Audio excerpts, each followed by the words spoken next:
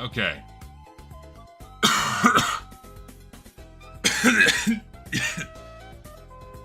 Yes. Did I say I wasn't doing this again? I don't think I did.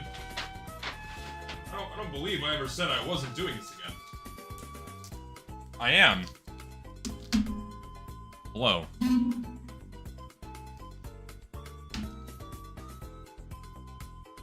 Hello. Sorry, I'm coughing. I'm still not over this fucking head cold, man. Like everything else. Oh my god. Everything else about me is fine. I just have this nasty chest cough left, and it's just I can't kick it. I don't know why I can't kick it.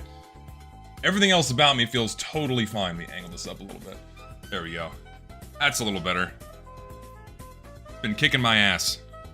Old man versus the common cold. It's just some nasty viral crap that's been going around. Everyone's getting sick. Everyone's been getting sick lately. It's not fun. Not ideal. Not fun or ideal. But like other than like just this shitty cough, I'm totally fine. It's annoying. And also like I try to exercise and then like I can't get my air because my throat keeps wanting to twitch and tickle and make me cough. It's really annoying. Also, I can't open this fucking package because before I start, I have a slop diary ready. I just can't open the fucking package to show you guys what this is. Come on now. Yes, I'm streaming today on Friday instead of Saturday, by the way, for those of you guys who noticed that, because I'm busy tomorrow and I can't stream tomorrow, so I have to do it today. So pardon the change in schedule for this week, but I gotta stream today. I can't open this shit. What is going on? It's like they made this idiot-proof. I cannot. Do I have a knife? Something that resembles a blade. There we go. That'll do it. That'll do it. Oh, it's... What do you mean these aren't individually wrapped? It's one giant... Okay. I did not expect this. So, okay. I thought these were gonna be, like, individually wrapped, but it's just one big bar. Okay. So, what I have here is, Kit Kat Honeycomb Buzz flavor. But unbeknownst to me, I thought this was, like, 3 separate Kit Kats packaged into one wrapper, but I was sorely mistaken. It's actually just one giant fucking chocolate bar. Oh my god. So we're gonna take a little snippet of this. We'll take that much, and then the rest I will set aside. Do I have anything that resembles a plastic bag? I do, actually. I do. I'm gonna slip these into this plastic bag that is currently holding some Bionicle instructions. That's for another stream, by the way. That's for a different stream. We're not building a Bionicle today. We'll do that next time. But I'm gonna preserve this in a plastic bag. So, Kit Kat honeycomb flavor. It doesn't smell like honey. It just smells like really cheap, shitty milk chocolate, as a Kit Kat should. By the way. As a Kit Kat should. And yes, I'm keeping the mustache, it's not going anywhere.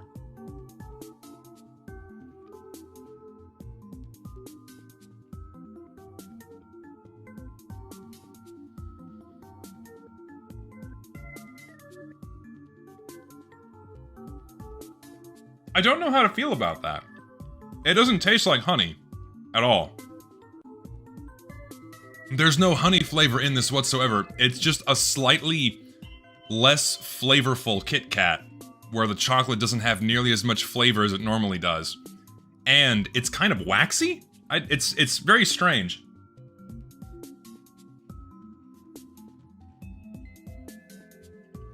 It doesn't even taste like artificial honey. It tastes like a shitty Cadbury egg. Yeah, I don't rip my Kit Kat in half. I just take a bite out of it. I mean, it's not bad, but it's not as good as a normal Kit Kat. I don't think I can recommend these. It's just okay.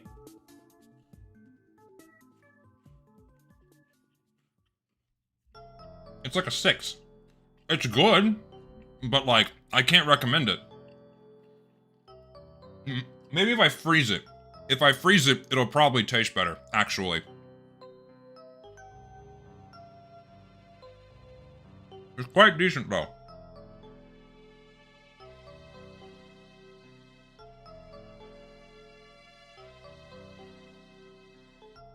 Okay, so, for those of you who have no idea what the fuck's going on, I have done this before.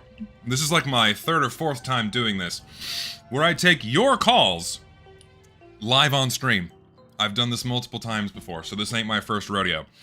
So, the way this works, for those of you guys who aren't familiar, the way this works is that if you have comments, questions, concerns about anything, or you just want to say hi, join the Discord linked in the description below, and join the soapbox thing I got going on, which is the little, the audience thing, the stage.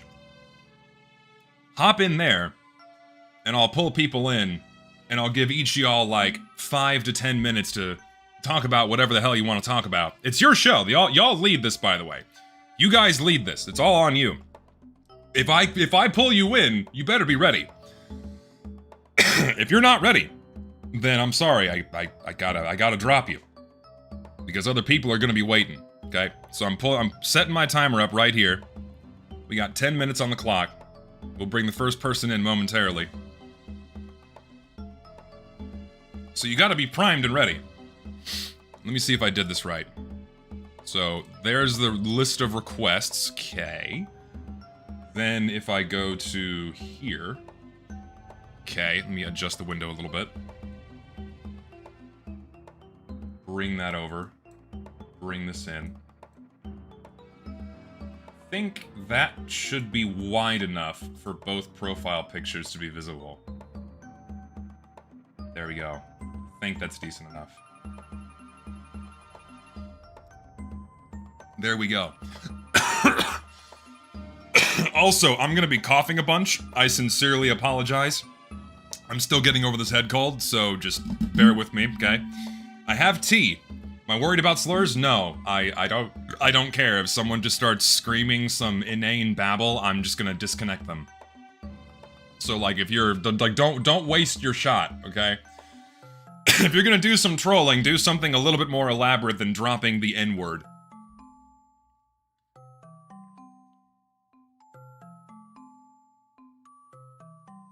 Okay. I won't go first. I've still got work to do. Well, there's quite a few people ahead of you in line. So, I'm gonna have to wait a few moments. And no, I can't, I'm not gonna do any gaming while we talk, because it's kind of difficult to hold a conversation with somebody. And if you'd like to hop in, join the Discord, linked in the description below, and join the stage currently being hosted in there. And you should be good to go. Okay? Let me adjust the music a little bit so it's not gonna overpower whoever I bring in first, okay? Am I going off the order in the voice chat? Yes. I'm going off the order in the voice chat. Where do I get those taunt sale numbers in my newest video? The backpack.tf. That's the number of taunts in existence on backpack.tf. It's not accurate. It's definitely lower than it should be because the backpack.tf hasn't worked properly in a very long time, so that's like a lowball estimate on the number of taunts that are in existence right now, but that's what backpack.tf shows. Okay, are we ready? I will bring in the first gentleman. Now. You gotta be ready. I sent the invite. You gotta be on it. I sent the invite! If you're not there, I'm giving you up. There he is. Hello. Hello. How are you, sir? Sorry, I love you. I love you too, brother. I love you too, random citizen. I'm not really ready with an answer right now because I was caught off guard. I thought I was up to this. No, you're first in line, bucko. Wait. Really? Yeah, you're first in line, buddy. Shit. I don't what's know up, what man? this What's on your mind? What's going on? I don't know. Like I'm fine. I'm doing fine. fine. How Life's are you good. doing? I'm doing fucking splendid, man. Thank you for asking. Hopefully life's going well for you. Yeah, it is. I'm sorry, I'm caught off guard. No, you're good, man. Just whatever fucking flows to your mind. It can be literally anything.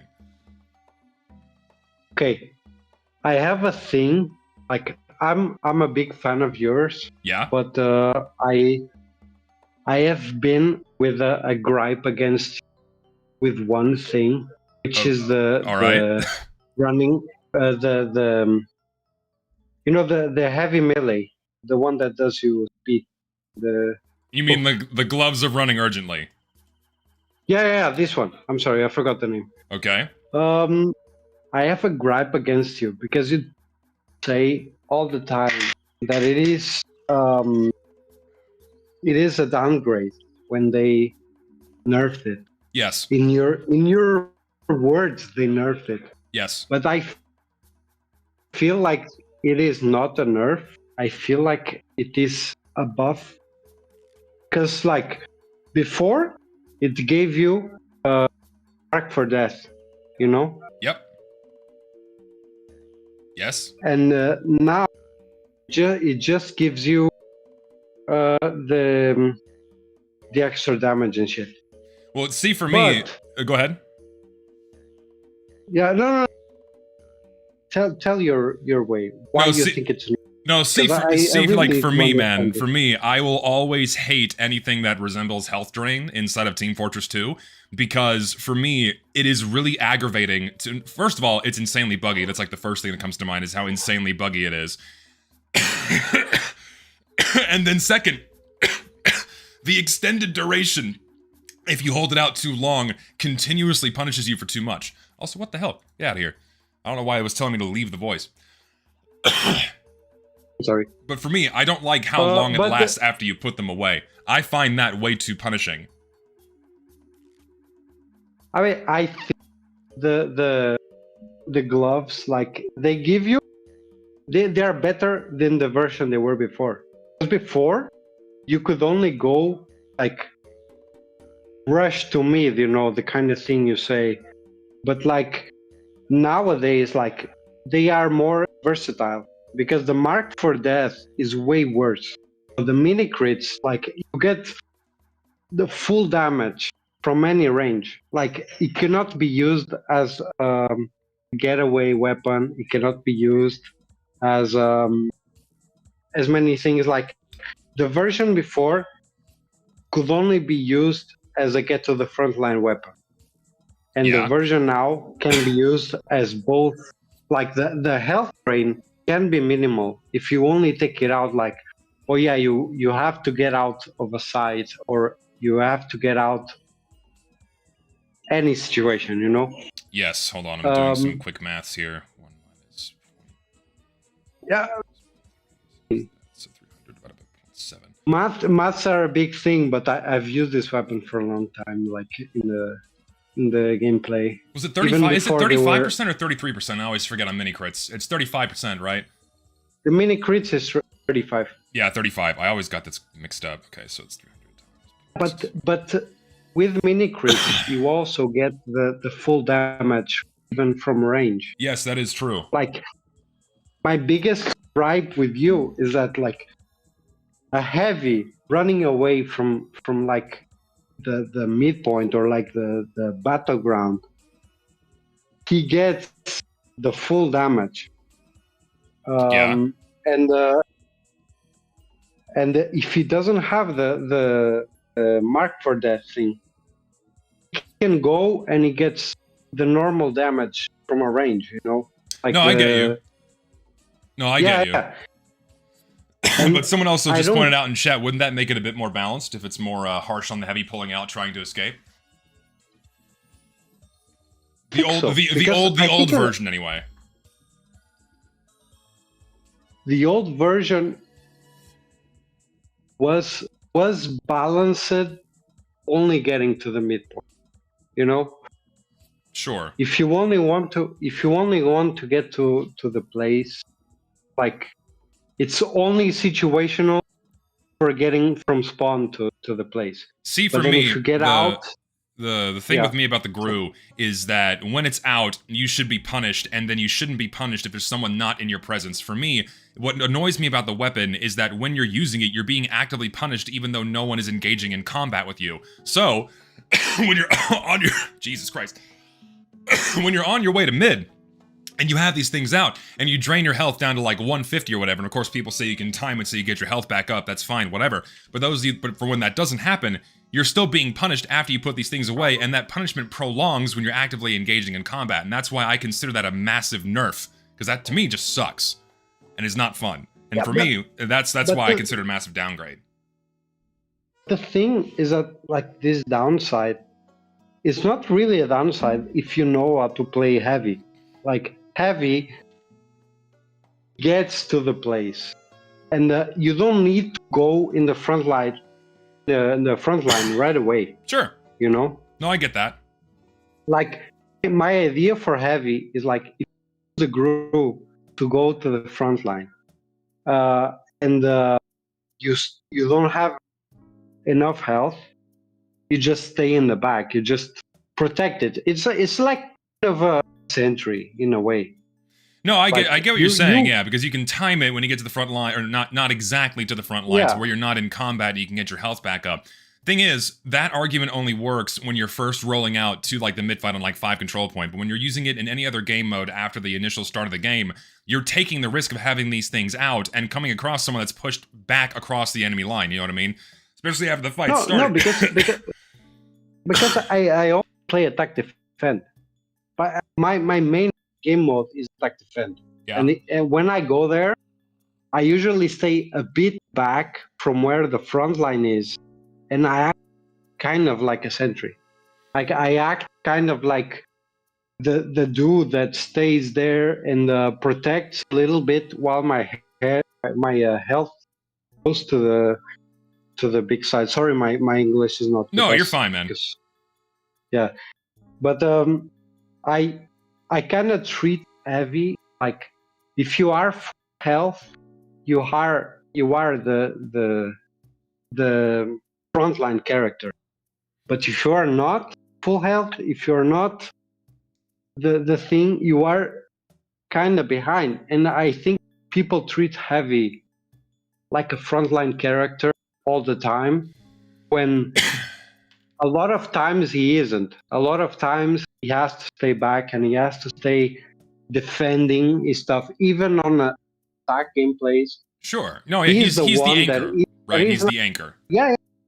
He's like, in attack, he has to be like he has to depend on a lot of things, like a medic and a dispenser and everything. But if he's not, he's still like a sentry, like helping the people, like keeping the backline safe. But a lot of people don't understand this, and I think your analysis that you've said a lot of times, and it's my biggest gripe with you, is that the Gru thing you say is always like, oh, it was a nerf. I honestly do still consider it a nerf. Because for me, the old Gru was a lot better and a lot stronger, because it was only punished. You were only punished when you had it out. So you had to time it just right. And you were only punished, like, say, by a scout pushing in and catching you when you're on your way back to the fight. And then you have to take the risk, much like the escape plan, to pull it out and back out of a fight if you want to. In that instance, yes, it is technically weaker. Right. But in every other instance, it is not weaker. Actually above, because you can get out of situation, and you can even a melee heavy with this out. Like, in a situation where you just take a teleporter and you are in the line and the enemy like taking everything, you can just pull out the Gru and give like a fucking crit 95 to a scout, and you fucking win that thing, you know? I follow, but still, I gotta because then I gotta make a video about this. Is what I need to do. I have to make like an actual thought out video explaining why this shit's a nerf to me. And now we'll be in the comments like fighting you. All right, because all right, you're on, buddy. It is I love this weapon. I use it all the time, and it's like can it's so much maneuverable in nowadays, you know. No, I get you. But hey, Like- I gotta cut you off there because that's 10 minutes. Oh, I'm sorry. No, you're good, man. Yeah. I'm just gonna keep it limited to 10 minutes because I want to get through as many No, people as possible. it's completely fine. But no, you've go encouraged me to want to make my own video about this again, maybe something small for the second channel where I give more detailed reasoning why I think the old Gru is a buff compared to the new version, which I think is a nerf. So, I will stand by that. I also just despise Health Drain as a mechanic in general in TF2. It just sucks. It's buggy. I fucking hate that as soon as you pull these things out, it immediately deletes all overheal you have. I fucking hate it. It is easily avoidable, but okay. I love your channel, by the way. I love thanks, your man. content. I watch all your streams. And, a good one. Thanks, man. Pick me when you want. Alright, that's very kind of you, man. Take care. Nice guy. Very nice guy. I will still stand by the Gru being nerfed all those years ago. I refuse to believe otherwise. But what I need to do is I need to plug in my fan because I'm sweating to death. Hold on. I need some airflow. Need some airflow, and then we can continue.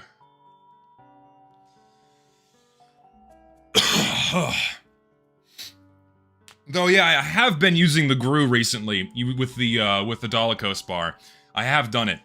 Gru with Dolichos to offset the health drain a little bit by the time you get back to where you need to get in combat, you know? And that is kind of fun. I gotta play with it more to give my full fleshed out thoughts on it, but I still stand by it being a fucking nerf. I despise health drain.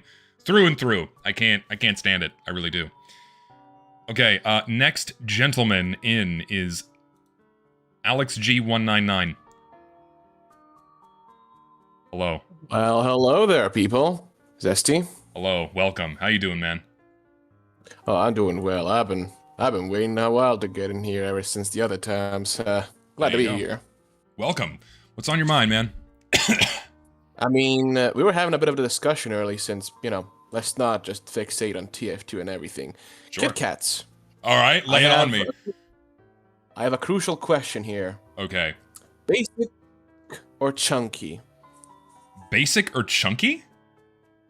Yeah, you know the thicker part, you know, the thicker versions. Oh, yeah. Honestly, you know what's so funny? I've never had one of those before. But You kidding me? I'm not kidding you. But lo and behold, where is it? Lo and behold, I have one right here that I'm probably gonna try next time on stream.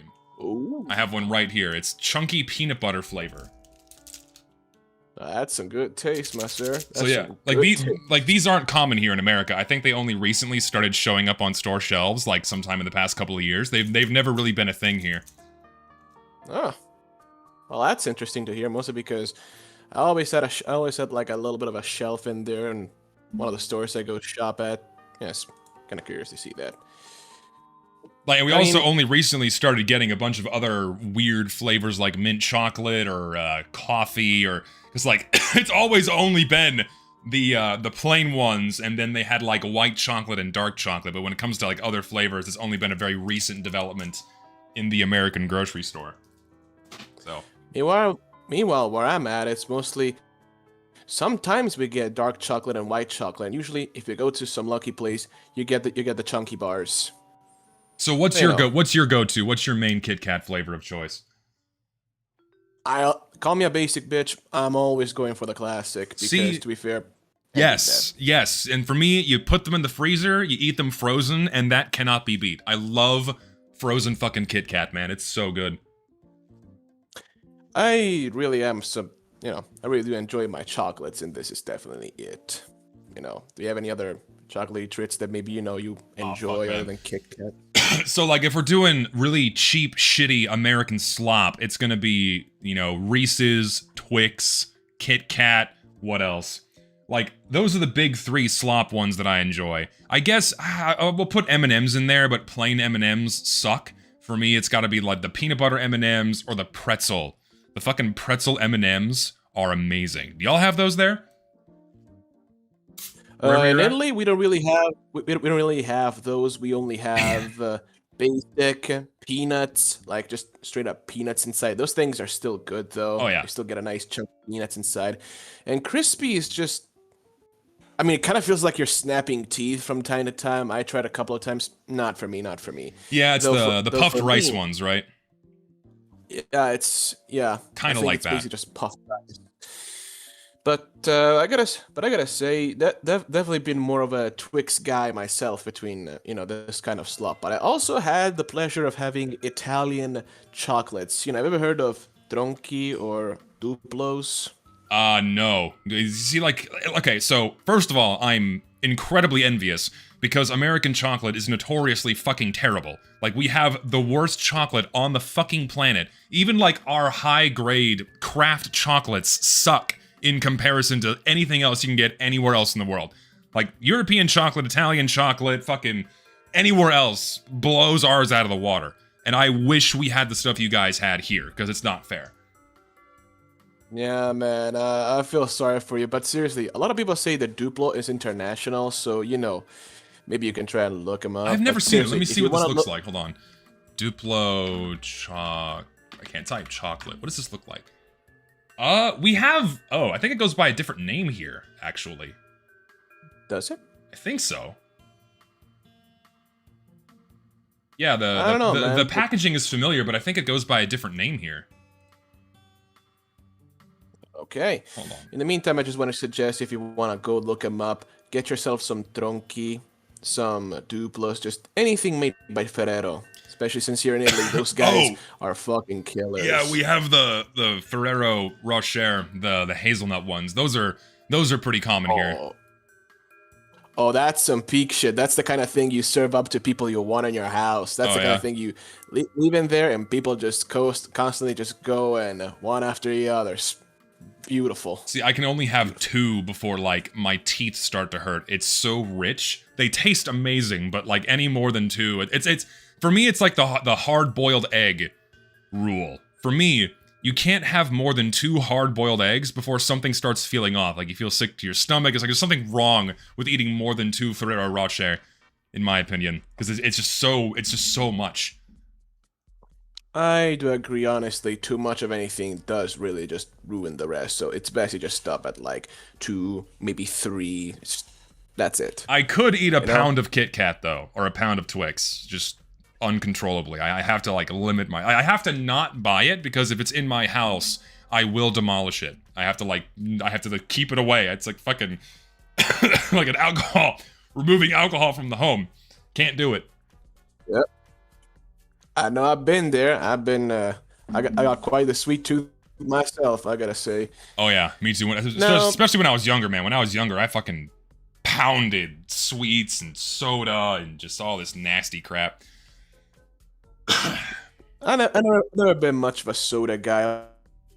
I've always just. But isn't stick like to water, Italian so I guess that's Italian what I mean, soda like, is the sweet shit though, isn't it? Like it's really It's just- good. I don't know, because I've always been more of a water guy. Because again, I do not much care about anything else that isn't milk or water. I'm a very simple guy. Oh, when it you're comes a to milk guy. drinks. Okay, you're one of those guys. So like, do you just drink milk with nothing else? Like if you're just thirsty, go for a glass of milk.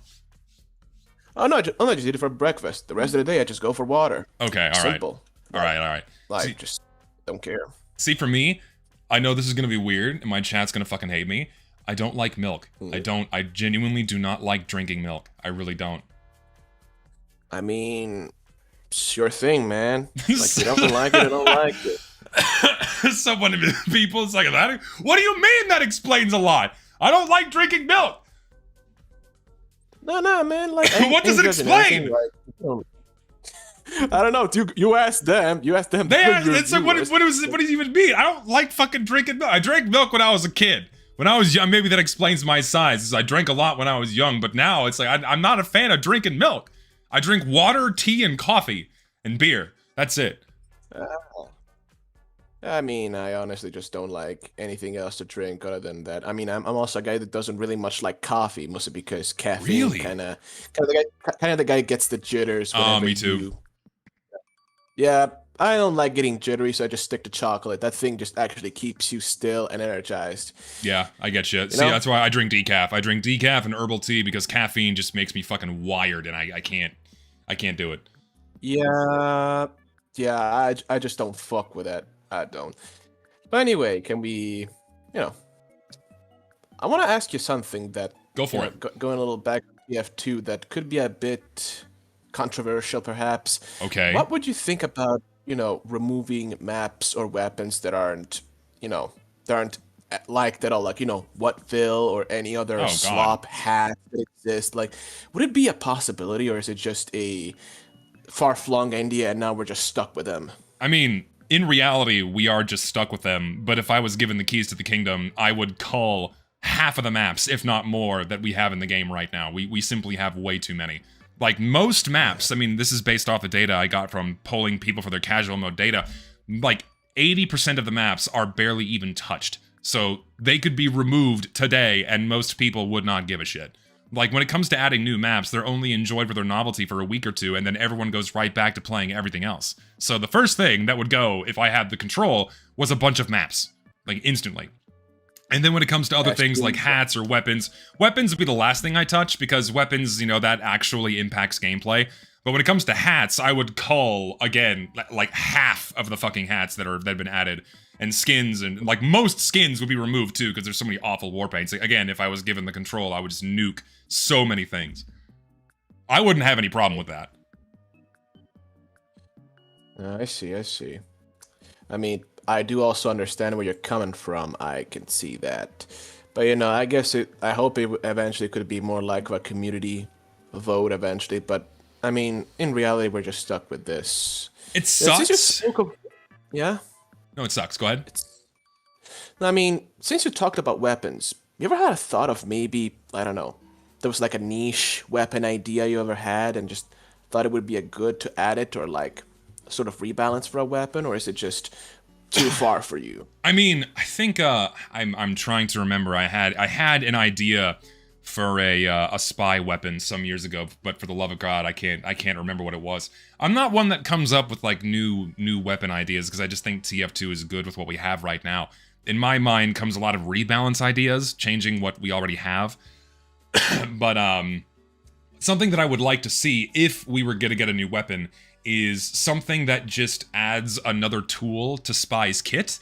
Something that leans into his sneakiness, espionage, things like that, instead of just making him a belligerent tank, which is how a lot of people playing with like kunai and what have you. So I would like something that makes him lean further into his role, and what that would be, I'm not entirely sure, but just something along those lines, because I think the game would actually benefit from that. I mean, honestly, a lot of people have been floating around to just get, the trank gun to help more with a supportive thing, or maybe a watch that would specifically help with that. I don't know. There's been many ideas floating around about that. Oh no, there's tons of ideas out there, and there's probably a good handful of them that are decent and can be used. So something like that I think would be great for the game. But the thing that would need to be addressed first is the sheer volume of terrible weapons that just desperately need some kind of rebalance or bug fixes or or what have you. So yeah, like the Enforcer, that thing is just dead. So for me, actually, you know what? My eyes have been opened by Starry Crow, who says the Enforcer is a fucking nightmare because it penetrates the resistances on spy watches. So it's like a spy versus spy. Worst enemy is the fucking Enforcer, alongside against fighting a Dead Ringer spy. It's really good. So it's not that bad. It has its niche uses, but it's also I got to use it more because I think it is slightly underrated. Yeah, I feel like definitely that would be something that people should try out more, step up more of their comfort zone and try a different thing. Like for me, I've always been more of a... Yeah. Oh, so I was going to say to wrap up the weapons that need attention, like Thompson is just so fucked. The Man Melter is so buggy, that needs a tweak. The Sandman needs to be looked at. The whatchamacallit, the Sun on a Stick needs to be looked at. There's so many things that need to be looked at to just make them functional or barely viable compared to their alternatives, you know what I mean? And also the Natasha just not being kind of just an odd side to a grade that if people know how the slowness works, just doesn't even work. Yeah, Natasha's bugged. You can just you can spam strafe and the slowdown doesn't even work. You know, things like that could be so easily addressed, but oh well. But hey, man, I gotta cut you off because that's actually over your 10-minute time. But final thoughts. I know, man. I noticed. Final thoughts. It's nice being here. Base taste and chocolate. Definitely wish we had the keys to the kingdom because we have so many things to fix in TF2. But maybe here's hoping quick play will actually be reinstated. Far-flung hope. Fingers crossed. I hope things just don't get worse. Hopefully. You know? Hopefully not. We'll see what happens. I mean, again, we're in the position where Valve is backed into a corner where they're going to have to do something about the matchmaking system, but time's going to tell how intensive those changes are going to be, if at all. So, we'll see. Yes. Well, it's been a pleasure. Yeah, man. Thank you for having me, and have a good rest of your day. You too, buddy. Take care, man. Take care. Nice fellow. This is actually better than the reading chat shit you do. What do you mean reading chat shit? You mean like what I normally do when I stream? Come on now.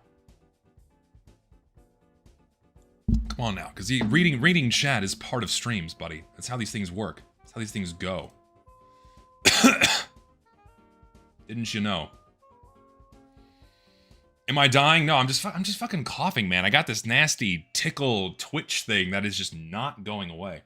It's not going away. Oh my god, it is not stopping. Ugh. Help. All right, next up, we have someone by the name of Two Sticks. Hello, Zesty. Hello, how you doing, man? I'm doing great, thank you. It's like 23:43, very late, but my sleep schedule is fucked, so... We've all been there, man. Yeah. So I've got a couple questions here. First of all, I noticed you've been recently featured in a video about the Team Fortress 2 fandom by WonderNope. Yep. It's a pretty popular Russian YouTuber about fandoms. Yep. So my first question is, how did you feel participating in a video that is like completely in a foreign language, like for a completely different audience? I mean, I think it's fun and fine. I mean, he reached out to me via email and said, hey, I'm making this video about the TF2 community. You know, do you want to like put a little blurb in there? And I'm like, yeah, sure.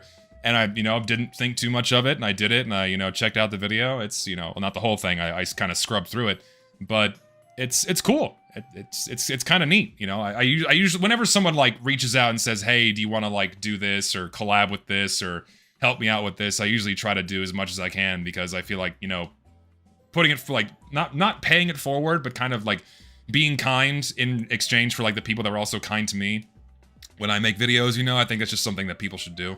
So I figured, yeah, why not? Even if I can't understand the video in its entirety. Yeah, okay.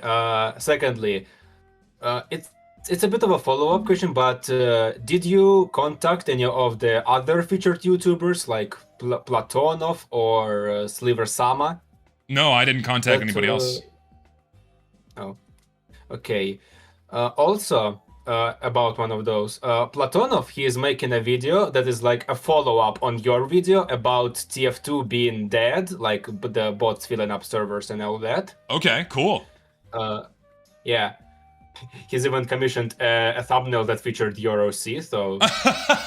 Oh boy, that's gonna be interesting. Yeah, it's like your OC and him in a detective setting, like Columbo. Hopefully it's got English subtitles so I can actually understand what's going on. I'd like to watch it. Yeah. Okay. Another thing. So I hear a lot of old school players saying, always talking about how quick play was better than the modern casual. Yes. And nobody is explaining to me, and I'm a very post Jungle Inferno. Like I joined TF2 in 2022, so could you explain how quick play was better than the modern casual system? Okay, so this is a lot of stuff that I'm going to try to cram into as short of a response as possible.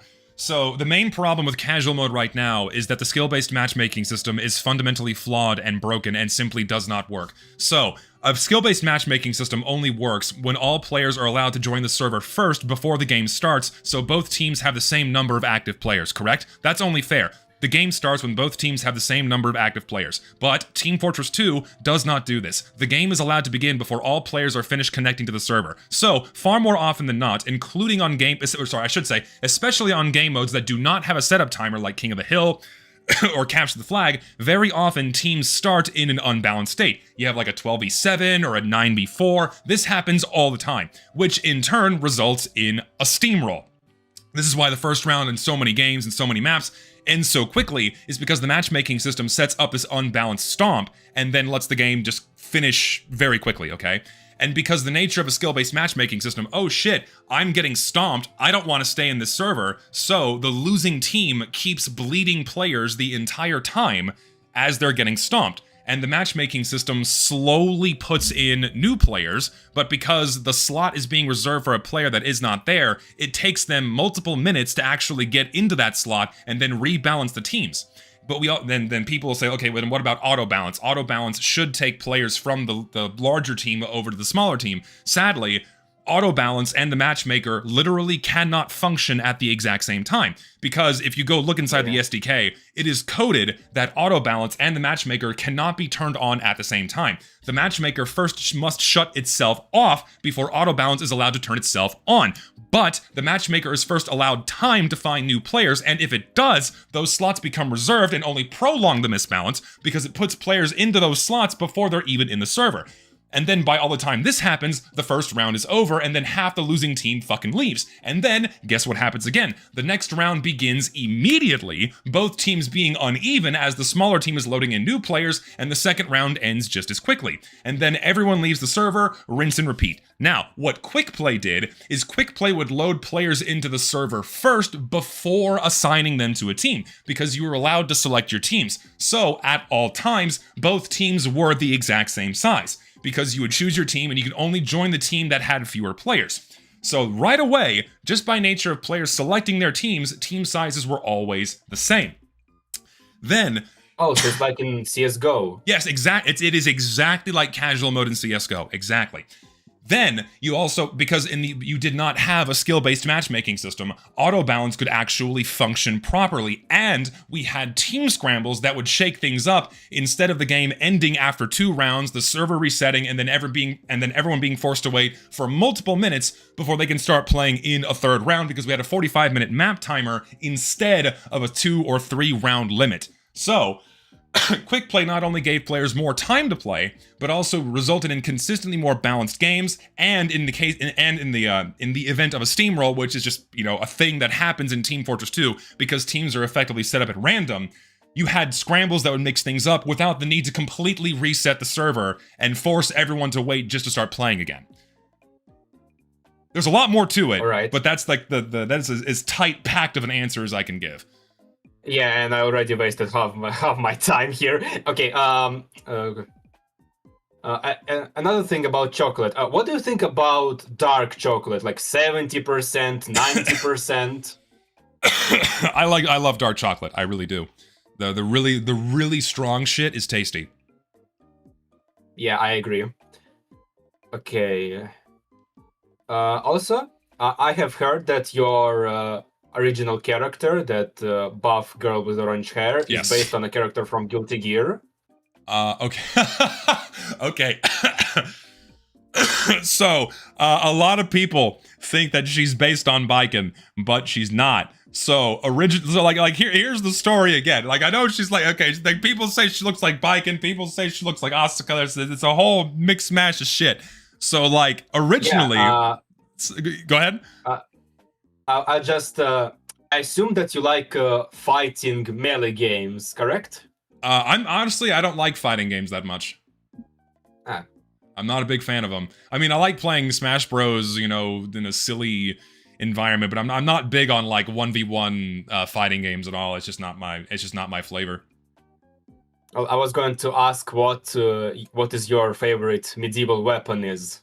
My favorite medieval weapon? Yes. A flail. A flail. Yes. Okay, hold on. I need to Google it. Medieval flail. I think that's the one I'm thinking of. It's the one, let's see. Flail. Oh, it's a spiky ball Yes. on a chain. Yeah, it's the spike ball on the end of a chain. Yeah, the flail. Yeah, the Morning Star is the one that's just at the end of a stick. So, no, he's got 25 seconds. Relax. He's got 25 seconds. The 10 minutes are not. You got 25 fucking seconds. Okay, 25 seconds. Explain why do you like the flail? Because I love Lord of the Rings, and the Witch King uses one, and I think it's cool. Okay, so that's all my questions. Okay. And it's my time. So, love your channel, love your audience. Also, a big hug from the entire Russian community because everybody here agrees with your points. Dude, I'm about only TF2. recently finding out that I have actually a pretty sizable Russian following. So hello to all of my my Russian viewers. Hope you guys are doing good. Russia loves you. Okay, bye. Awesome. Take care, man. Nice guy. There you go. Yeah, fucking rapid fire on those questions. Props to that. Props to that.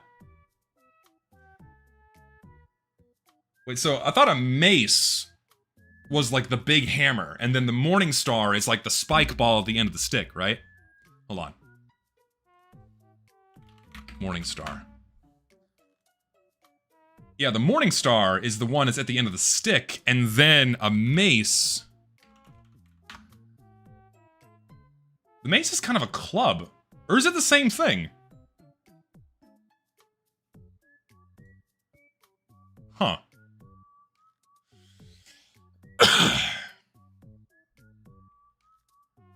No, I've heard of him. I think the Morning Star is the one that's the spiky ball. I'm pretty sure.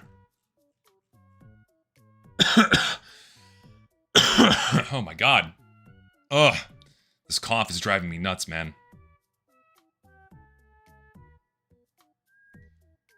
Is it flanged? Flanged? I'm mispronouncing that word, I'm sure I am. Imagine Zesty, but he's part of the art, Blakely and Jasmine. I don't know what the fuck that means. Okay, next. Bring the next person in here. Someone's name is Zesty Jesus 3. Oh, Lord. Alright, next up we have, Inspector. Get your ass in here. You gotta be ready. You're muted. Hi, ho, fellas. Hello. It's the second time I come to this place and actually get accepted, and it's quite a surprise to see. Hey man, you got in line, so welcome. Yeah, well, I don't have much to say other than just a hi, but, well, I was the guy who sent you that fan art of Zez. Yes, yes, I got that. Thank you very much. Yeah, there's that. Well, how much would you like to talk about music? What are your favorite genres? Okay, yeah, so I mostly listen to just variants of electronic music is usually my go-to. Some hip-hop, R&B, and that's mostly what I stick to, and I guess it's easier just to name several random artists. So like my main go-tos I always go back to are fucking, I don't know, Daft Punk, Moby. I have to like open, I always like, whenever I have to like think about like, what artists do you like? I have to open my Spotify and refresh my memory about what I actually listen to. I don't know why I do this to myself every time. Where are my artists? Let's see, Atmosphere, Deadmau5, Cut Chemist, The Prodigy, Cohen Sound, Pendulum, Fatboy Slim, Bonobo, Inf, Jurassic 5, so on and so forth. Things of that nature. Justice, Lemon Jelly, what else we got here? Things of that nature. What about you, man? What's your flavor? Well, it's a good thing that you mentioned electronic. I already kind of figured that it would be one of the first that you would mention. because I was about to ask, have you ever heard of industrial music? Industrial music. I don't think I've heard of it, but I've probably heard it before and didn't know what it is. Yes, it's a genre from the late 70s of electronic music. It mostly uses sampled beats and some synthesizers often. Okay. I'll have to, any specific artists that I could check out. I'll make a note. Yes, as a matter of fact, I have two that are kind of one because they work together quite a lot. There's one band called Ministry. Ministry. And the other one is Revolting Cocks. Did you say Revolting Cocks? Revolting Cocks, you heard that right. Revolting Cocks, what a hell of a name. All right, I've written those down, and I'll check them out later. Lad, they have a song about Texas. Yes. I really recommend you check that out. Revolting Cocks song about Texas. I will definitely give that a listen. It's a hell of a name. I love it. Yeah, the name of the song and the album is called Beers, Steers, and Queers. I love it. Instantly think of Full Metal Jacket. I'd say it's close. So okay, so we got industrial music. What else you got? Oh, that's about it. Most of the songs that these two bands compose and play are a mix of electronic with heavy metal, which is a combination called industrial metal. Okay, I like the sound of that. I like a little bit of metal. I'm not a big metal guy, but my sister's more into metal, so I usually kind of just pick up on whatever she's listening to. So I can get behind that. Mm-hmm. Well, I really wish I could speak something up about TF2, but I really haven't played in like a year now. Dude, I think you're in the position a lot of other people are, where they like to keep tabs on what's going on, but they just can't really bring themselves to play it, either because they're burnt out or because they're dissatisfied with how the game's being treated or what have you. I'm quickly finding out that a lot of my viewers are like old head, long-time players of TF2 that just haven't played it for, a few years because they're just tired. They don't want to have to deal with how the game's behaving, you know what I mean? Yeah, I get it, man. But even that, I have not been keeping tabs on really anything about the game, but I have been watching, like, you and Fat Magic, which are really the only two YouTubers that I watch. Fair. Totally fair. No, yeah, I have I have a couple of comfort TF2 YouTubers, if you can call them that. It's the ST Black ST. And this other guy, I forget the other animator's guy, the guy who does like similar shit posting. Yeah, El Toro. Yeah, I fucking love their videos. Those guys, I'm always ecstatic whenever they have a new upload. So. Oh yeah, he's just impeccable when it comes to those Gmod videos. Other than that, I don't watch like any other TF2 YouTubers. Yeah, but really, when it comes to you, I mostly just watch because of the serious stuff, because of your commitment to the game and wanting to preserve it as best as anyone can reasonably preserve. And Fat Magic because he is one of the best when it comes to just enjoying the game. Fair. He just plays to enjoy the game. He doesn't get in any argument. He just has his fun and that's it. Yeah, that's cool. No, I get that. Just chilling out, relaxing, enjoying the game. I follow completely. No, yeah, I don't know. I just make videos on what I think is important. So I'm glad you enjoy them. A recipe that never fails. Yes, sir, indeed. Well, that's about all I got. Can take it to the next government stage. Okay, man. Well, thank you for popping in, and thank you again for that fan art, and take care. Thank you. Have a nice day. Peace out, man. Nice guy. Watch old music videos, just great nostalgia. No, I got sucked into some old Germa and Star videos the other day, and now my recommendeds are just full of all their old videos from like 10 years ago, or more than 10 years ago. We're on a 4 streak of nice guy. Let's keep it, like, it's so funny. Every time I do these, people always expect the worst, but every time I bring someone in, they're just super chill. Like, I've never had anything bad happen whenever I have these call-in streams. Because, like, most people, and this is just a fact of life about being human, is like 99.9999% of people are just normal people. They're normal, they're pleasant, they're they're cordial, they're respectful, what have you. It's just that like the 0.0001% of assholes get so heavily amplified on the internet that it makes it seem as if though they make up this majority when they really don't. So, that being said, watch I bring the next person in and they'll just start saying some wild shit. You know what I mean? That'll be just my luck. I bring the next person in and they're a fucking psychopath. But we'll see. Oh god, keep coughing. Oh, I'm so tired of this cough, man. I'm ready for it to be fucking gone. Alright, let's bring the next person in. Next individual.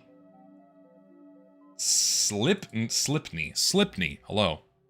Get your ass in here. Hey, what? Hello. Hello. Yo, Zesty. Hello, Zesty. Hello, what's going on, man? Yo, okay. So, I had a specific thing I want to confront to you. Okay. Why don't you play on Castaway, man? It's like, it has everything that you don't like about TF2 is fixed in Castaway, right? The fucking reverts, the weapons are good again. The maps, the 40-minute timer. I know you have your servers, right? But I mean, the reverts are better, you know? And it's not, everyone's not tied to you. Specifically, you could just play on the server and like, it's like the, hold on, I'm winded. No, you're fine. No, no, like for me, I like some of the reverts, and then some of them I don't. So that's why the main reason why I don't play on the server is I'm just not a fan of all of the reverts, and it's not the experience I look for. Really? Yeah, that's the main reason. Which reverts don't you like? So, let me think for a minute. The main one being the Sandman. I just think the old Sandman. The Sandman? Yes, I just don't like the old Sandman. Listen. That's I agree. funny. I agree that it was nerfed way too hard, but I also don't like the old Sandman.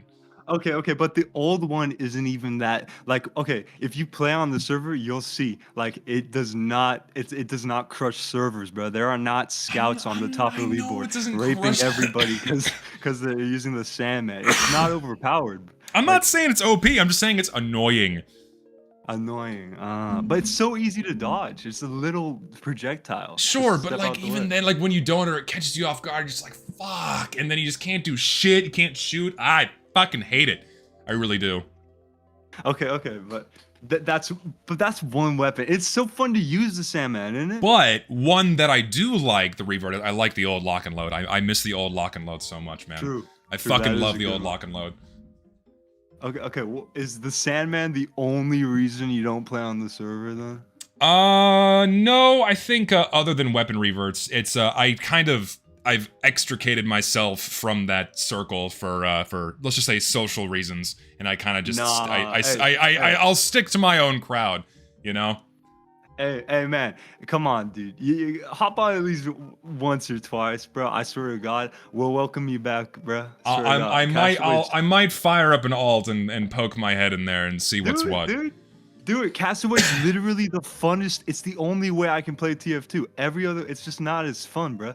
It brings me back to when the game was like good, dude. It feels so good playing on Castaway. I definitely get that feeling with a lot of the old reverts and also like the main map rotations too. Because the one thing that I'm happy about with that server is the maps that you guys typically return to aren't like the top 3 that you only ever get in fucking casual mode. It drives me fucking insane, man. Yeah, I'm so tired of fucking Upward. I want to play on Hydro. I want to play on Well. I want to play on Hoodoo. I want to do other shit other than fucking Badwater or Frontier or Swiftwater for the upteenth time. I'm so tired of Payload. Yeah. We play on all the maps, bro. That's one of the greatest parts. The map rotation is on point, dude. Oh my God.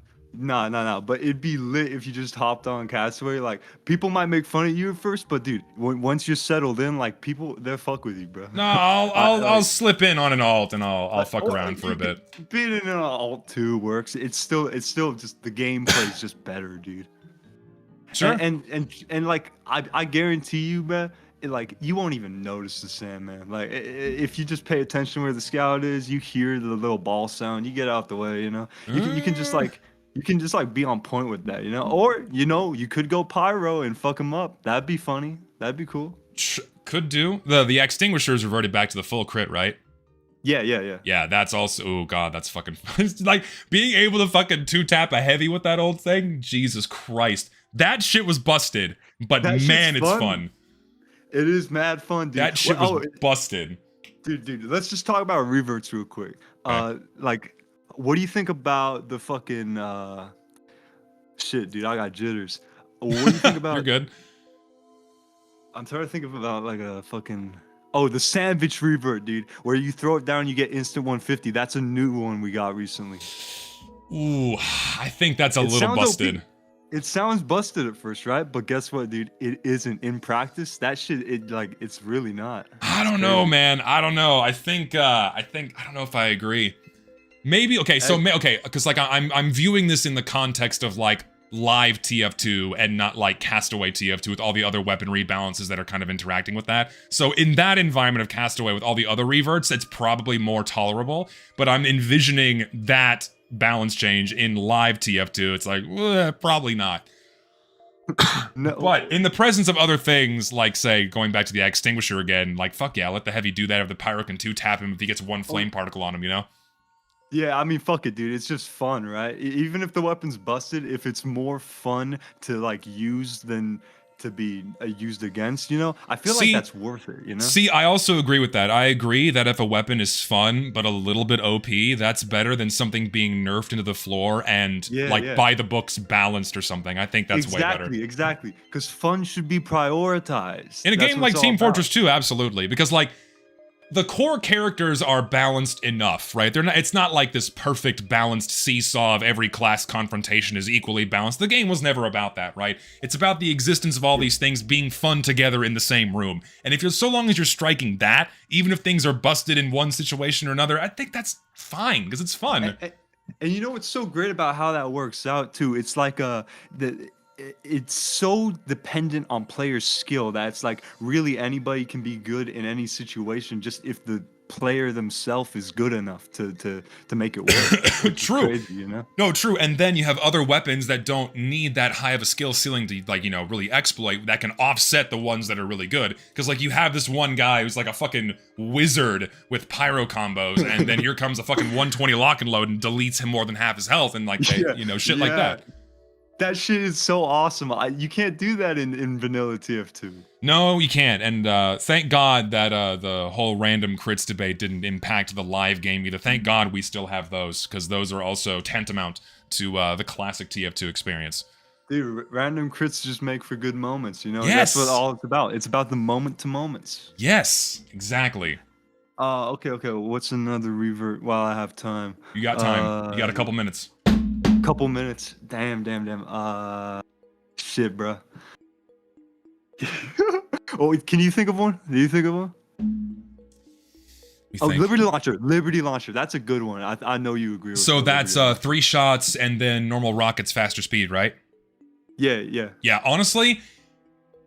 I like that. I like that. Honestly, dude, I do. It's so fun. It is. It's so fun. Even okay, so like it's in the same library of the reserve shooter, where like technically it's a straight upgrade for the first 4 shots, but then you're out. That's the same logic applying to the Liberty Launcher, but having one less shot is really punishing enough that having the faster projectile speed really isn't that insanely strong, and it's just fun. I honestly, like you reminded me how much I missed the old Liberty Launcher before it got nerfed. Hop on Castaway. Yeah, all right. You've convinced me. I gotta go back. It's so fun. You've convinced me. Look. Even if you have problems with the community and everything, dude, like it's changing throughout the sesh. You know, we have these awesome sessions where it's like ups and downs. Of course, you know, there might be some people you don't fuck with, but you know, it's the gameplay makes up for it by a mile, bro. No, I follow you, man. I you know what? You've convinced me. I'll hop back in here soon. Hell yeah, that's awesome. Okay, and I had some. Oh yeah, by the way, with the Liberty Launcher, the projectile, it makes it do more damage when you think about it, because when they're running away or whatever, it hits them sooner. So less fall off. It does more damage. It does. So the Liberty Launcher does more damage. You know. That is true. People don't think about that. Time's up. Closing thoughts. Hell yeah, bro. Hop on Castaway, guys. All right, I will, man. Hell yeah, epic. Well, bye. Well, take care, man. Nice guy. All right, he's convinced me to go back on Castaway. I'll do it. Discord link is broken. Interesting. I wonder why that happened. I can fix it. Also, apparently Lucid wants to hop on. Lucid, where are you, buddy? Lucid, if you hop in the the call thing, I can let you jump the line here. Where are you? He wants to hop in for a couple minutes. I'll give my buddy some priority. Get your ass in here.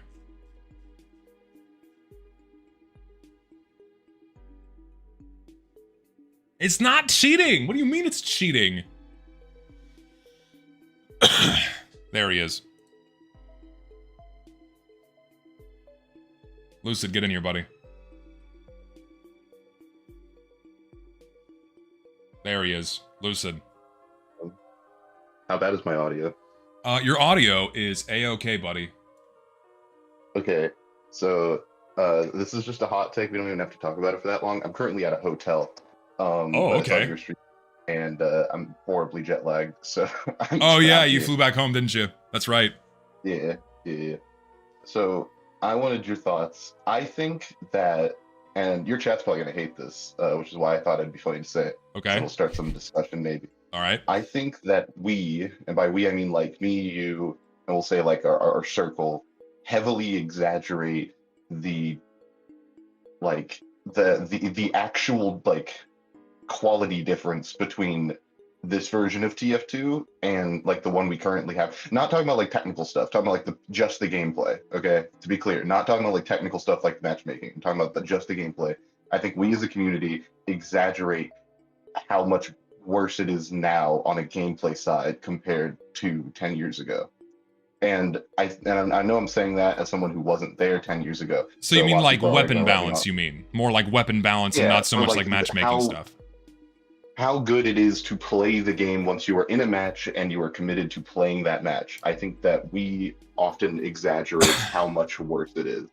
Especially when compared to like certain the games have had massive drop-offs in quality between like sequels or between other updates that have made the gameplay tangibly much worse. And I don't think TF2 is in that particular position. So a lot of people are disagreeing with you. I thought you've angered, you've alerted the horde with this one.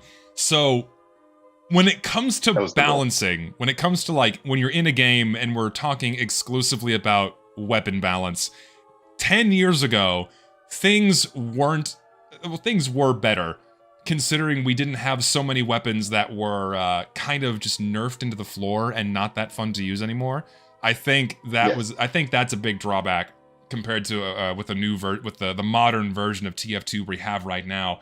And then when it comes to, if we're talking about gameplay strictly, map quality has also gone down significantly, and that also very much impacts the quality of playtime. You know, once you're in the match and it gets going, the map quality is a big drawback factor as well. Also the let me think, what else here? And for the record, I'm not contesting any of that. I'm more saying that the actual like tangible drop off in quality when compared to other games that have gone through massive shifts between sequels or between updates, it's much like the gameplay experience, for example, between Overwatch 1 and 2 is much worse than that's TF2. That I completely agree with. Like that I completely agree. Like if you're compared to other games, relatively speaking, the sharpness of the curve of TF2's drop off is much more shallow than the drop off in other games. Like I completely agree. But if we're just isolating TF2 on its own, then that's a different story. But like you're that's 100% true. Yeah, my point is not about it's not about like obviously TF2 is not in a good place. I'm not debating that at all. Yeah. I'm just saying that I think that we as a communities in general can do this, but the TF2 community often can see itself as like its own bubble, for better or for worse. You know, you also have people justifying matchmaking changes, not looking at the other people in the aisle and looking across the aisle and seeing how much better things are elsewhere, you know, so it goes both ways. No, sure. And I think definitely be much worse in a gameplay level. Of course, I mean, things can always be much worse. But as someone said in the chat, when it comes to like, if we're just thinking exclusively about TF2, like the problems are there. And it's a lot of people are focusing more so on the experience that like the matchmaking system provides. You know, that's like the main gripe people have. You and I have beat this horse to death a million times. And I think that's like the focus a lot of TF2 fans have right now. Not like the actual gameplay. Like everyone loves the gameplay. That's all people want, right? Like people, I think a lot of people don't even complain that much about balancing and the actual core gameplay once you get into an ongoing game and everyone's having fun. The number one complaints people have, and like what most people cite as the drop off in quality, is casual mode, and how that negatively impacts the game, right? And that's like what most people refer to as like the better days, is when the matchmaking system wasn't screwing you over, and you could actually just get into that game and have fun more quickly compared to what you have to deal with now. Yeah, and I agree with that 100%. Like if we're talking about overall the experience, it's been it's a much more, like we're talking about everything. It's a much more massive decline. Oh yeah. Between now and 10 years ago. But I think I guess it's more of a, count your blessings kind of thing. Obviously don't be complacent, but also don't be all doom and gloom. Because, I think the mods and just like, community servers and stuff have proven that there is a good game somewhere in there. No, yeah, even like if it's incredibly hard to access. Yeah, thank God we can still get at nuggets of what this great game used to be, right? Like we can still get at pieces of how TF2 used to be, especially inside of community servers. But in the base vanilla game, the main way people play, I mean, as we all know, it fucking sucks. And it's just sad, man. God. Yeah, no, it's very sad. But yeah, I'll leave you to your fun. I just saw you were here and thought, and I came up with this like right while I was watching stream and thought, hey, I might as well just alert the horde, as you said. No, you did bring forth a good point in that compared to other games, TF2's drop off is not nearly as bad. Someone brought up Rainbow Six and how terrible of a state that game is in. So, I mean, if you get me, I think I know we've I think talked about this extensively, but I think Minecraft's drop off in gameplay quality over the past 10 years has been much more significant. Honestly, I also agree when it comes to a gameplay standpoint. Is Minecraft's drop off is really, really tangible, and it sucks. I really, really miss the old version of Minecraft. That's like another big debate, argument, video topic that could be fun to get into at some point. I don't know. That's something else I can do. As someone who started playing the game in alpha and then experienced it all the way through like 2015 when I stopped playing it, it's like, yeah, it's basically a completely different game now. Yeah. But anyways, I'll leave you. Have a good time doing what you're doing. I hope it was spicy. Yes, and I hope your jet lag fades very soon, my friend. Bro, I woke up at like 5:30 in the morning because the air conditioner in this hotel room just doesn't work as it should, so it was just hot as fuck. I am so sorry. I am so sorry. Okay. Now, also, for those who give a shit, UFR is on Sunday. I swear. We're having an episode. We're having an episode this Sunday. Yeah. Oh shit! I haven't told Zesty. Zesty's learning this for the first time. I am now aware that we're having an episode. I got a busy day on Sunday. Goddamn. Okay. Sweet. All right. See you. See you, bud. Lucid, everybody. Apparently, we're having UFR on Sunday. We got UFR, and then I'm gonna be streaming with Gary also on Sunday. So I got a busy day come Sunday. So hell yeah, should be good. Hopefully my cough is gone.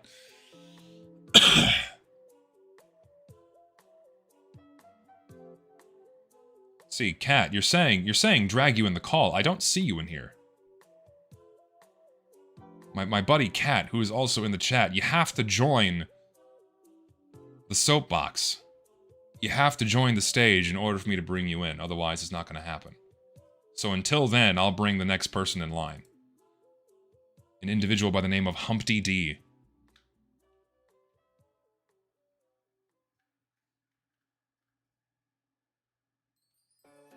Humpty D, hello.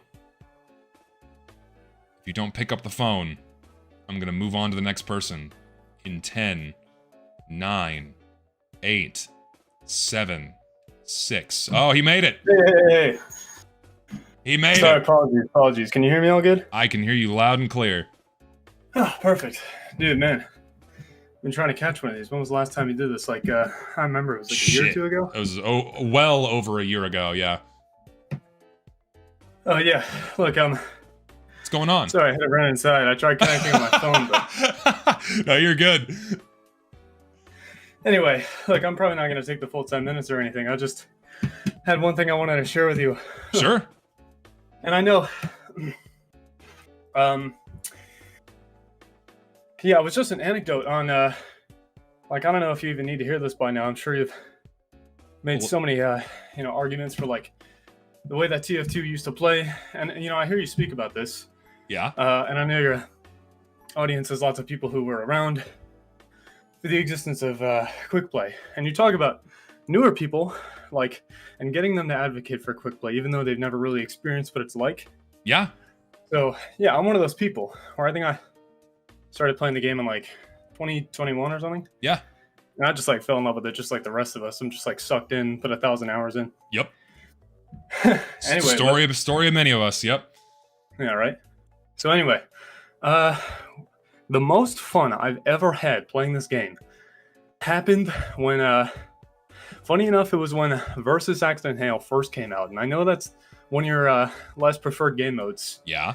But the thing about it that just, like, gave it such a unique experience was I think when it first came out, they didn't put a match limit on it or something, right? Like, matches, if you remember when it first came out and it was added to the map rotation, games would just, like, they would go on and on and on. Like, huh? They would just go on forever, yeah.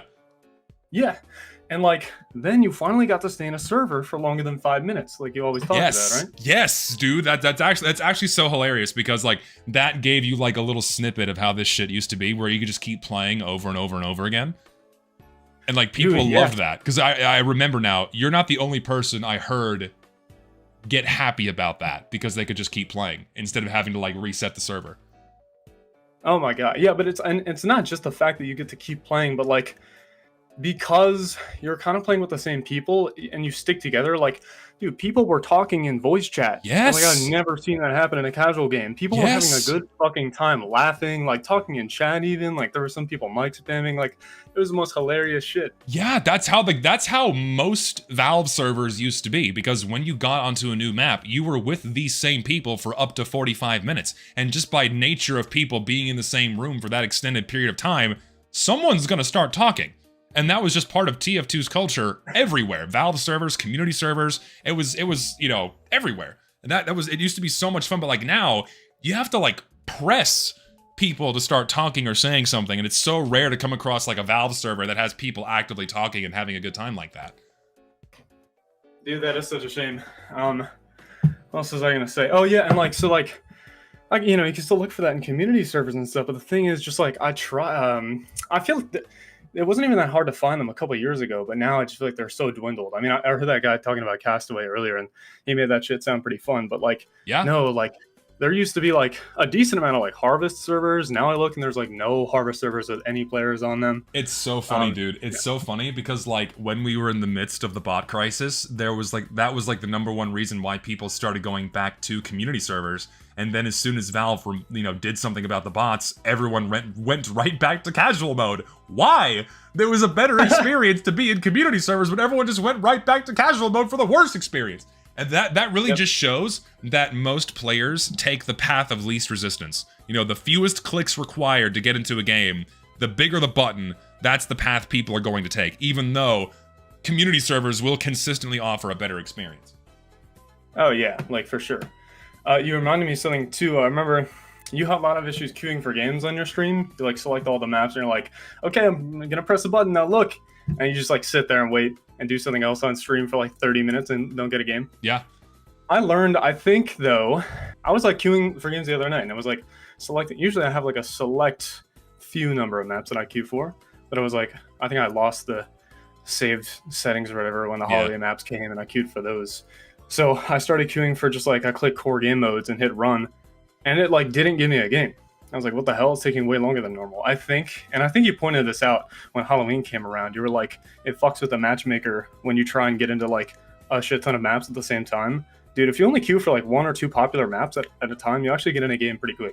No, yeah. I did want to point that out. No, yeah, that's what happens, is because 80% of the game traffic goes through the top 25 maps in the game. If you queue for, like, only Dust Bowl, Upward, Badwater, or Harvest, you're gonna get a game pretty quickly. But if you tick off everything, then the matchmaker's gonna try to match you with the few other people that are also looking for the maps that you ticked off, and that just delays you getting into a game. And I think what happened, and I think other people in the chat can confirm this was happening, is when Smithsmith ended and Valve threw in all of those maps into the vanilla rotation, now we have like 103 in the core game modes alone, queue times broke again, and people couldn't get into a game for a couple of days. It's so bad, because there's too many maps. Yeah, I don't even know. They're just gonna, like, you wonder if it's gonna hit a point, like, it's gonna come to a head ever. Or is it just gonna, like, break one day? Like, I mean, it already is breaking. Like, every time they push a new update, the fucking matchmaking system breaks. Like, it is breaking right before our eyes, and it's gonna keep getting worse unless Valve fucking does something. It's gonna be really interesting to see what they do, if anything at all, when this NVM update comes out. Because they have to know that this update model is not sustainable. We'll see what happens. Yeah, it's like, I don't know. It's just pushing it down, kicking the can down the road. Like, they just don't have to deal with it now. Yeah. And it's already so bad that even if it gets slightly worse, it's like, oh, it's still bad. It's kind of what we've expected. Crazy. No, yeah, it's like I keep saying it's like the frog in the boiling pot of water, where things just keep gradually getting worse. It's not like a sudden shift and like, oh my god, everything's fucking broken. Things have just been gradually getting worse and worse over such a long period of time that when things get a little bit more worse, it's like, oh yeah, we're kind of already used to it. It's already hot in the room. What's 2 more degrees? That's crazy. Anyway, man, I think you're doing good work, man. Like, you're the only person that I know who has kind of the ability to, like, get a bunch of data. I know you encourage other people to speak out and use their voices, but you really do have a big voice to really, like, reach a lot of people. And then I think you're doing very interesting things, like gathering data on casual matches and doing all this research, and you have lots of connections. So I find that's awesome. And I mean, I have you guys to thank. I mean, I have my audience and my fans to thank for sending me their data. Like, I can't do it without you guys. Like, that's the main reason why I have such this massive casual data set that's going to go into this next video. So. Oh, well, thank you. Yeah, it's thank y'all. you. And I did want to point. Oh, yeah. No, go ahead. Oh, I did want to point out, I think you're very articulate, and I was like, damn, like, this guy really, like, articulates his points and has very convincing arguments.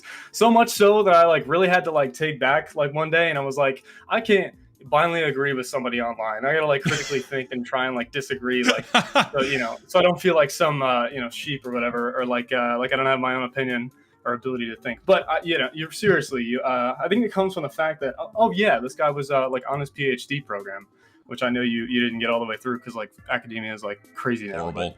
But, yeah. I think that seriously rubbed off on you, man. And I can tell, like, you really have a good way to articulate things. Practice. I mean, anyone can do it. It's practice. The more you speak to an audience, the more you practice articulating your thoughts in a clear as manner as possible. It's like any other skill. You just get better. You just get better at it with time. So. That's true, man. Anyway, I'm a big fan. I'll let you go. I don't really have much else to say. So, man, I can't believe I finally got the chance to talk to you. Thank you. Hey, man. Cool guy. Thank you for stopping in, and have a nice day. You too, man. See you. Peace. Another nice guy. Nice guy 6, 7? I didn't say nice guy for Lucid. We know Lucid's a nice guy. We know he's in there. We know Lucid's a nice guy.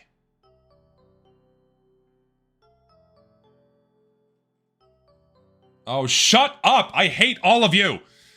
I hate all of you. No, like on the note of me being a big voice, it's not that my voice is big, it's that, I'm the only person that's talking about these things. Like, other people could do this too, but no one else is talking about the things that I talk about. So, I guess that just makes me the only voice that's talking about these things. So, there you go. How much super PAC dollars do I send to get put on call? You gotta wait your turn. That's how this works. You gotta wait your turn. Hold on. Catherine, are you in here? Where are you? You said you were in here. I'm looking for you. You said you're in the queue. I don't see you. You're lying to me. No, you didn't do it right. You have to raise your hand in the audience. I don't see you in here. You're not in here. You have to raise your hand. You have to join this call in my Discord. Where are you? I don't see you. Do it again. Like unraise your hand and then raise your hand again. Bro, pick someone else. No. This is my show. I'm waiting for you to appear. Where the fuck are you? I'm not seeing you.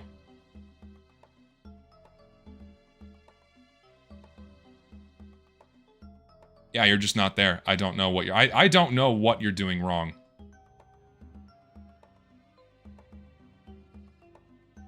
Stream ruined. Stream absolutely ruined. Hold on, I'm like looking for you. I think if I spot your name, I can just drag you in. Are you at the bottom? I wish they put these in alphabetical order, because this would be a lot easier to spot you with if these things were in alphabetical order, but I am not seeing you. I'm looking for you. I will spot you, and I will drag you in. The problem is, I cannot see you.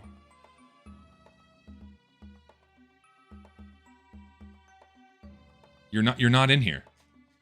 I'm moving on to the next person. I'm sorry. I have to move on. All right, next person. We have a festive Morgan. Get in here. Oh, hello there. Hello. What's up, man? Hello, everybody. It's going pretty good. I actually remember the first time you did one of these. It was actually a good time. Yeah. So I'm not going to tackle you with a bunch of questions regarding quick play Okay. or matchmaking, meet your match, and everything. The AI overview is already saying that it's generally referred to as bad as 9/11, so we can move past that. What? So yeah, I sent you a picture of it. Yeah, the Oh my AI God. overview is saying it's that bad. No so fucking way. We're gonna skip past that right now. Oh my God.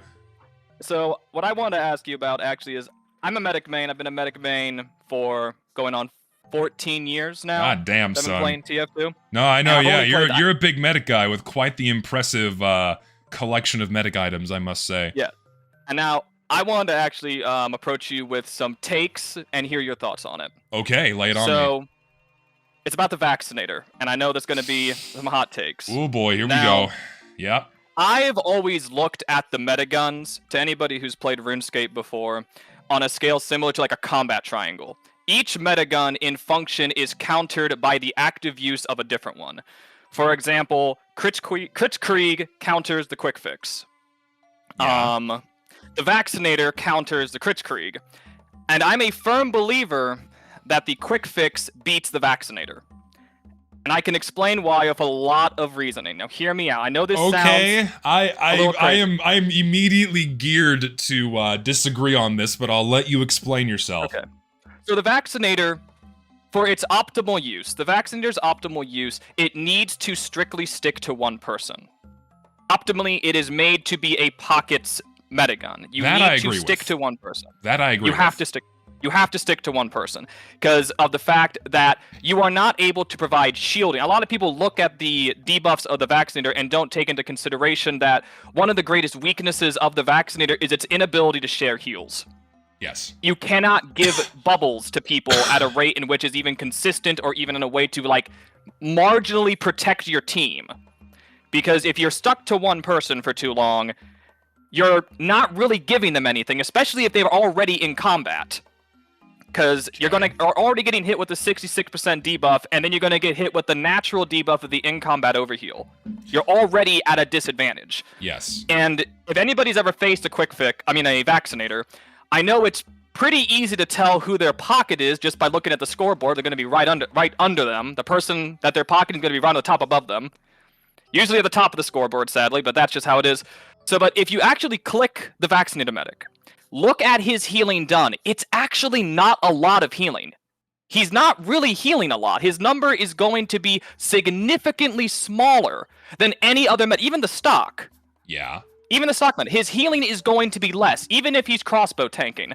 Now, I believe crossbow tanking actually is a far more broken and aggressive strategy. Because I don't know if anybody here has ever had to deal with a heavy getting crossbow tanked on the control point on a payload, but that is that's like that's horrible. Someone says in chat, yeah, it's immortality. Yeah, someone who's really good with the fucking crossbow it sucks. Yeah.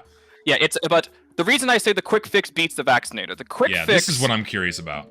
The quick fix excels where the vaccinator fails. See, a lot of people think, oh, well, you can't really push with the quick fix. You can't really like push into things. Well, there's a lot of things. If you're using the quick fix in a sense similar to how you use a stock Uber charge, you're just objectively using it wrong.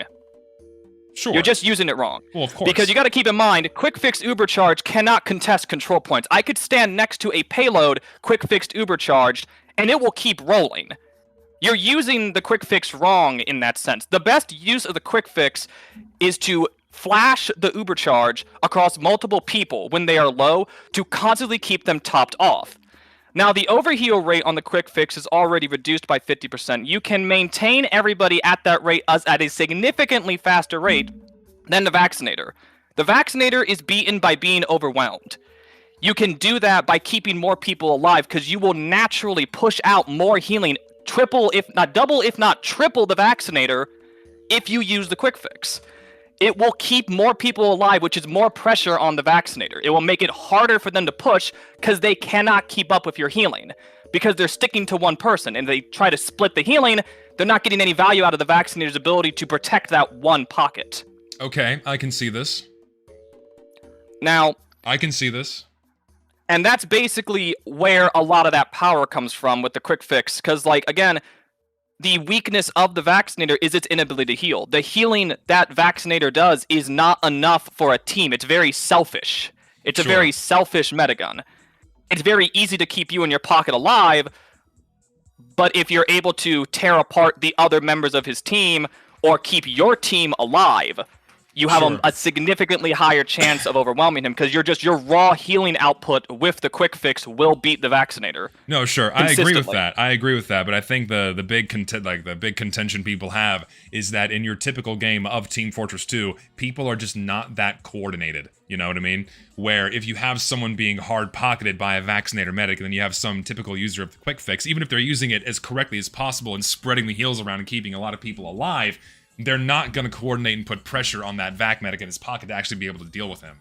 And even, and like from my experience, most encounters when using the quick fix against a vaccinator medic, it's like you just get like a net zero. Like neither party wins the engagement. You just kind of like offset the inevitable of the vac pocket being able just to not die. You know, you just delay him basically.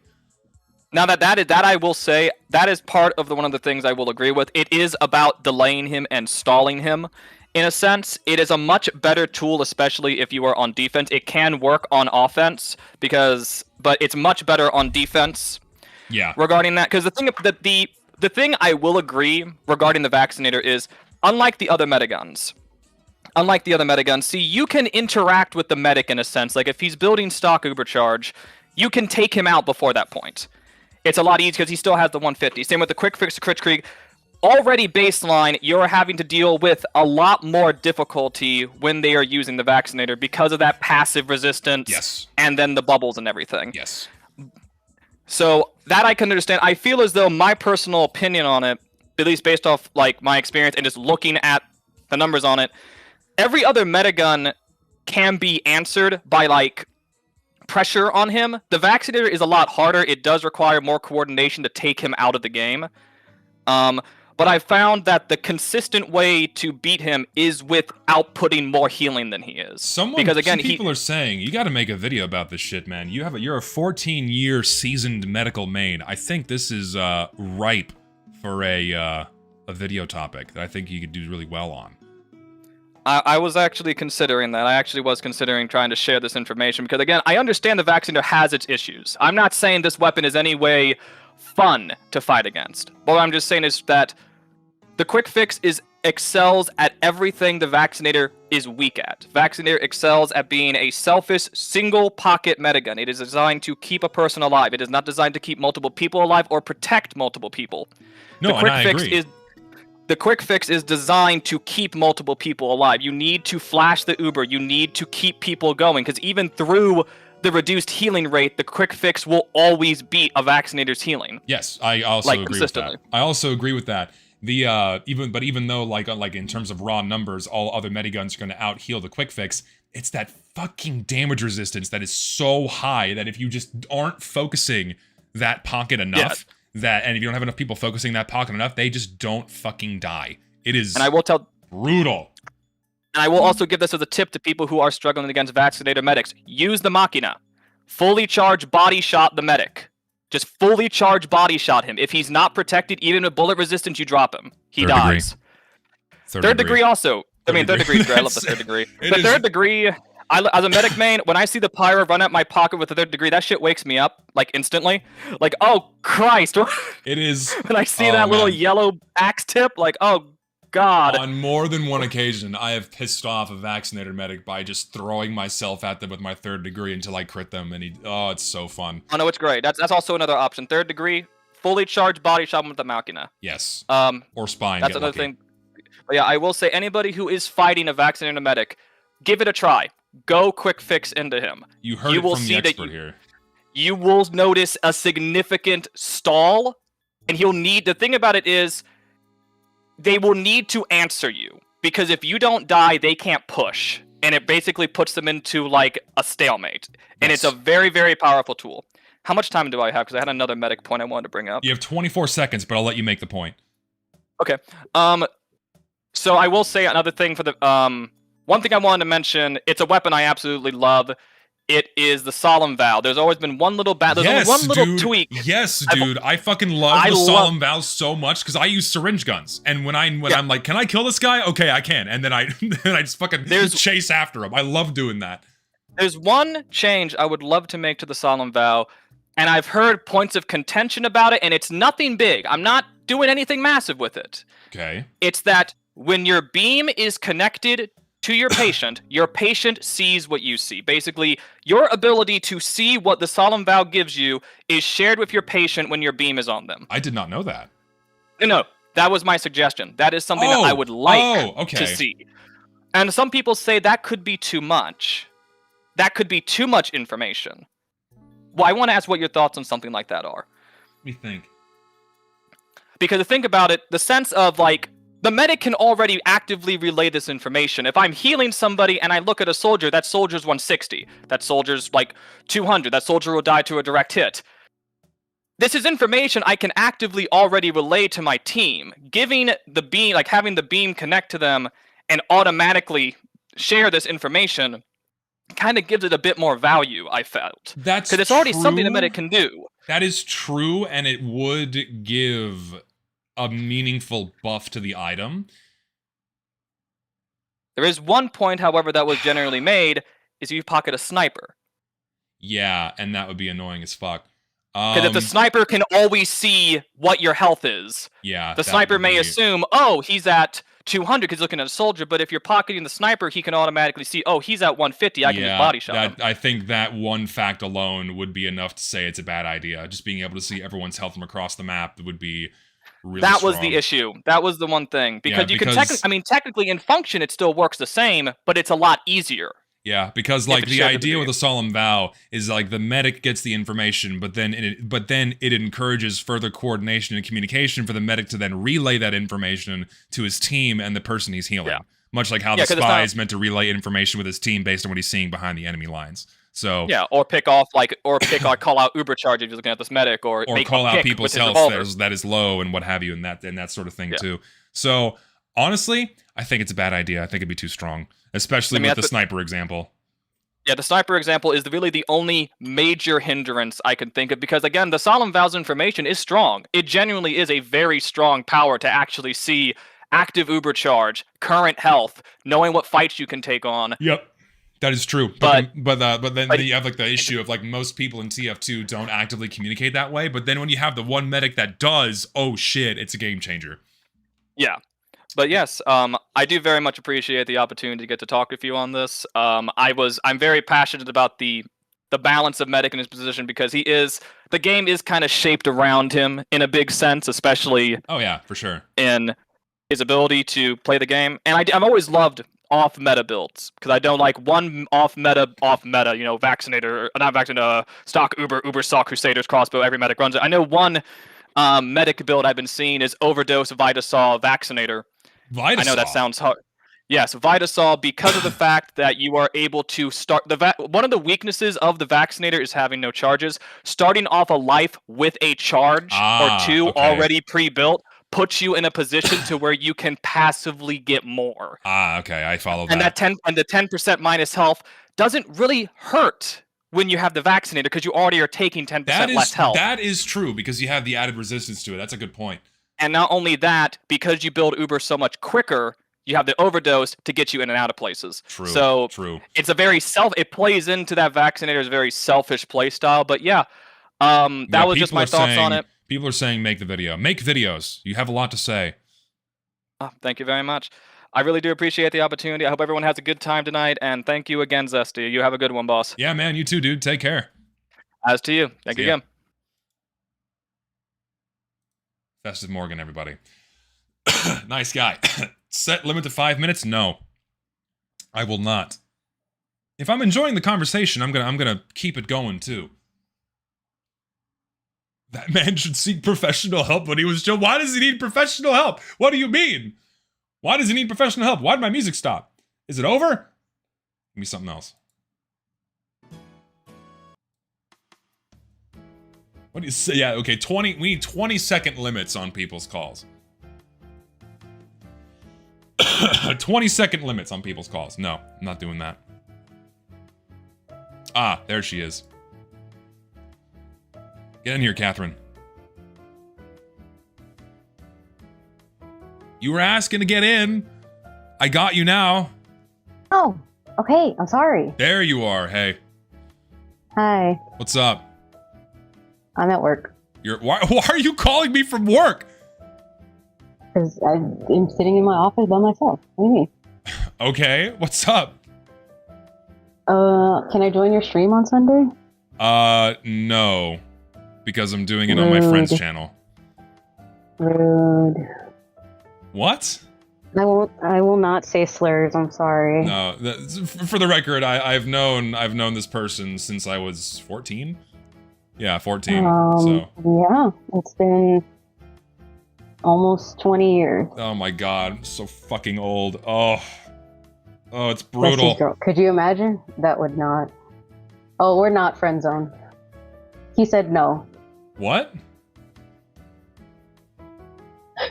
I didn't hear you. I'm reading your chat. Oh, friend zone. He said no. We're friends. Relax, people. Come on.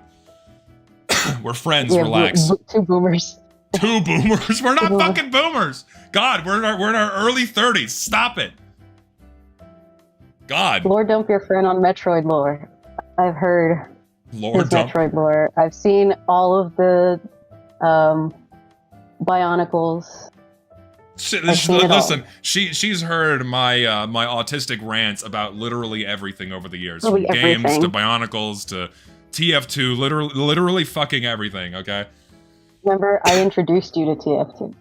She did actually. She got me into TF2 all those years ago. God, it was so fucking long ago. So very long ago. So like shit, do you remember like do you remember like when we first started playing, we were like basically living on Nucleus and we would just play against bots for hours and hours. Yes, we would just play Nucleus and bots. We would play Nucleus and bots for fucking hours and hours. Like my first 100 hours in the game was only playing that fucking map and only playing Sniper with you guys. Nucleus was the best map. It was my favorite. Even on my, like, if I would play on my own with just bots and I just wanted to play by myself, it was always Nucleus. I know, God, I miss being able truly the best map. Oh, I miss being able to play that map in casual mode because like you almost never get to play it. Something though. Remember? Huh? Your chat doesn't know about your next video. No, not the details anyway, of which you are involved with one of them. So I am involved. This is a sneak peek. No spoilers. You'll hear my voice. No spoilers as to what that is, because I do want that to be a surprise. I do want the details to be a surprise. Yes. So don't worry. Fun stuff planned for the. Monday's my only day off. I want to join. What? Y'all always play GTA, and I'm upset because you never wanted to play GTA with me. I've had GTA since GTA 5 came out. Listen, I don't really play Someone only GTA. wanted to play TF2 for the last 7 years and doesn't want to play any other games with his friends, and now he's like, oh, Power Wash Simulator. Oh, it's GTA 5. I don't really play GTA. I just like drive a taxi, and then I talk with my chat as I drive a taxi. I can talk with your chat while you drive a taxi. I mean, okay, so I can bring you on next time I do one of those. I can bring you on as a guest, like I do with Gary. That'd be fun. And we can just shoot the shit. Yes. You're terrible with women. How are you gonna leave her hanging like that? What the fuck do you mean I'm terrible with women? I'm reading your chat. Chill guy in my chat? What the fuck you mean I'm terrible? I'm insulted. Oh, at Lucky, but please don't call me Kathy. You can do Cat. Kathy? That works. Oh my god. I'm sorry. I'm not a Kathy. This is the first I've ever heard someone call you Kathy. Jesus. Yeah, nobody does, because usually I tell them, please don't call me Kathy. What do you mean this is awkward? The fuck you mean? I've known this woman for 20 years! It's not awkward at all. Yes. Catherine. I mean, it's spelled wrong, but okay. This is a woman if you didn't. Like a real 30s woman. Oh my god, you people are terrible. Ah. Cappy. Oh, caffeine. What do you mean 20 years after? You guys are terrible. I'm not flustered. Oh my god. You guys are terrible. Only reason why I'm nervous is because this is a friend I've known for many years, and this is the first time I've brought them onto one of my streams. I'm terrified about what they're gonna say. Hurricane 82,000, Hurricane Katrina. That's actually my mom's name. No, you guys are being weird. Like, she's my friend. I like Stop reading it. it. Chill out with this stuff. Come on. I enjoy. See, guys, I'm having a great time. I know you're having a great time. I'm sure he knows. I know he knows that I'm having a great time. Yeah, I know you're having a great time. My name is Jeff. Thank you. You guys are fucking terrible. See, listen, I'm not scared of women. You Mr. Casey in chat, you're scared of women? Don't worry, there's nothing to be afraid of, trust me. Friends are like the close to close. Does she still play TF2? Not really, unfortunately. Nah. We used to play together all the time, I though. remember. All while she is at work, yes. I still can't believe you're just calling me from work. Why do you have nothing going on? No, I have nothing going on. It's just that I'm uploading paperwork, so I can just sit at my desk and keep uploading paperwork. Okay, that's fair. And no one's gonna Tell us nag an you? embarrassing story about Zesty. I'm in my office by myself. Don't tell an I'm gonna disconnect you if you start an embarrassing story. I knew this would be great, and that's why I wanted you to add me too. I'm not gonna let it happen. I don't have really an embarrassing story. Truth be told, there are no embarrassing stories. I can't even think of one that would be embarrassing. Like what? But that would be like from like high school. Yeah, that's fucking high school. Like, so who cares? Yeah, this is like... Everyone does embarrassing shit in high school. Exactly, it would be embarrassing for me too. Oh god. It would also be embarrassing for me. See? Zesty would touch a poop for free, not for $20. What? Just to clean up after his dogs. We want more Zesty lore. No, I'm not explaining my entire life story. Nor will my friend narrate my entire life story. No. Not doing it. No, I wouldn't do that. Does the VOD stay? Of course the VOD stays. Tell us about your tell us about my fucking birth. My god. Am I here by choice? I can't even your mic is so muffled I can barely understand you. It's because I have headphones attached. Like old school Apple Pod headphones that have a USB-C plug at the end so they can go on my phone. Wow. I'm not at my computer. I don't have my actual mic. Dude, but how do you not have like a pair of headphones that have a better microphone? Because I accidentally left them in my gym bag. Oh my god. And I didn't bring my gym bag with me. Okay, listen. Next time you're on, get a better microphone.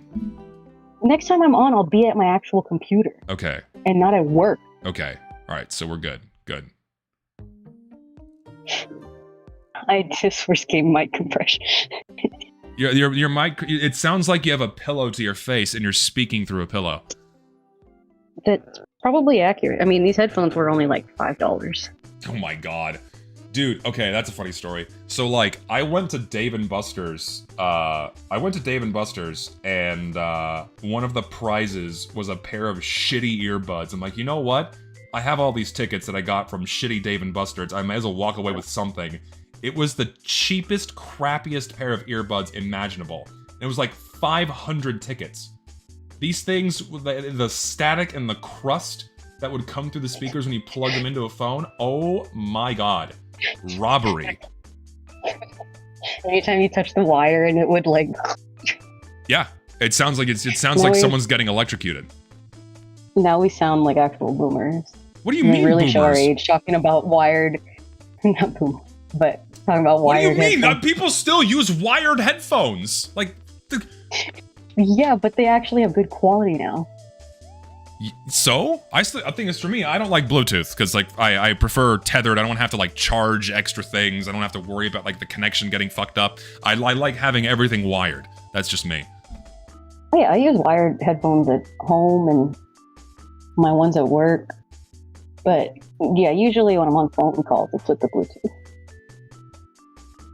There you go. Oh, I might actually have to go. Somebody open the door. Yeah, I'm gonna let you go. I'll come invade your stream another day. Yes, do so. Hello, and thank you for stopping by.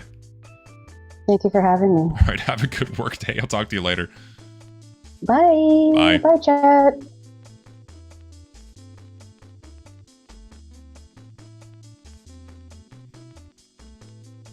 Her name is Coffee now.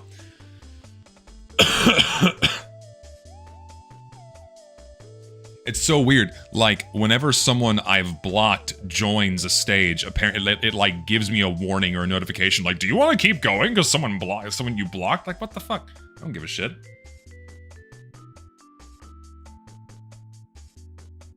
My name is Coffee because I'm fucking coughing up a storm. How did I look when I was fat? I don't have a picture on hand, but not what I look like right now. Not what I look like right now.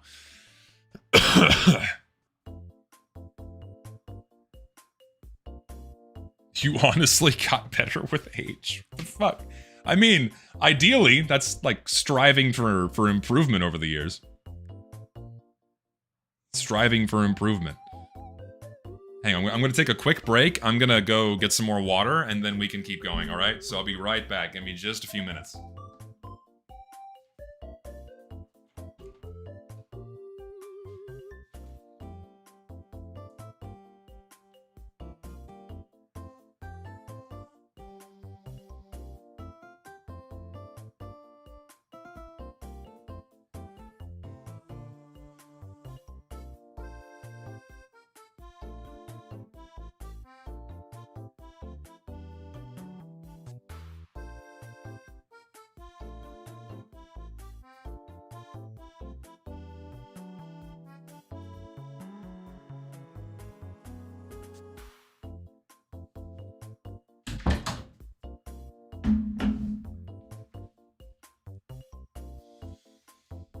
Okay, I'm back. I have returned. Also, y'all being fucking creeps in my chat saying, date her, why'd you like, is your girlfriend? No, she's a friend of mine. Jesus. Don't be creeps like that. It's not appropriate. Platonic friends exist. Platonic friends exist. Alright. Let's continue. Next person on the chopping block. I'm gonna look for someone that I know that I've not brought in here before. A lot of people waiting, Jesus. Oh my god.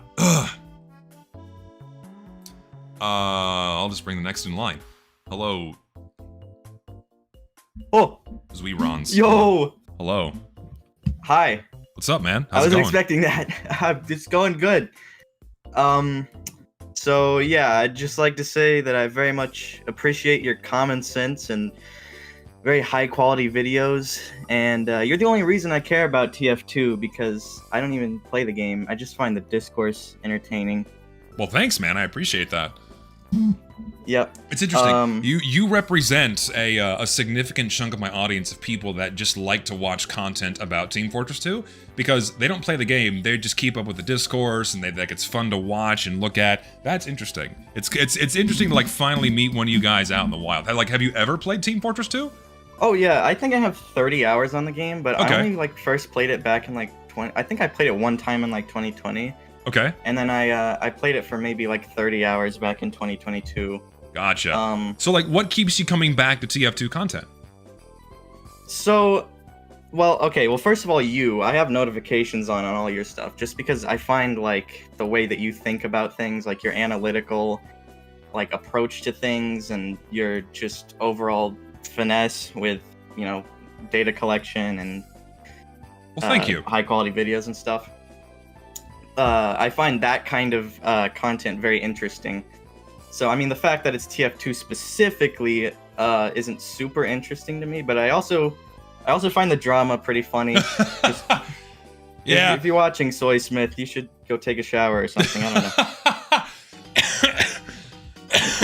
Yeah, that was messed up. I saw the That's a big Turkey reason. Tom stream, and that got me interested in the drama. Yeah, that was an entry point for a lot of people, was that stream, so welcome.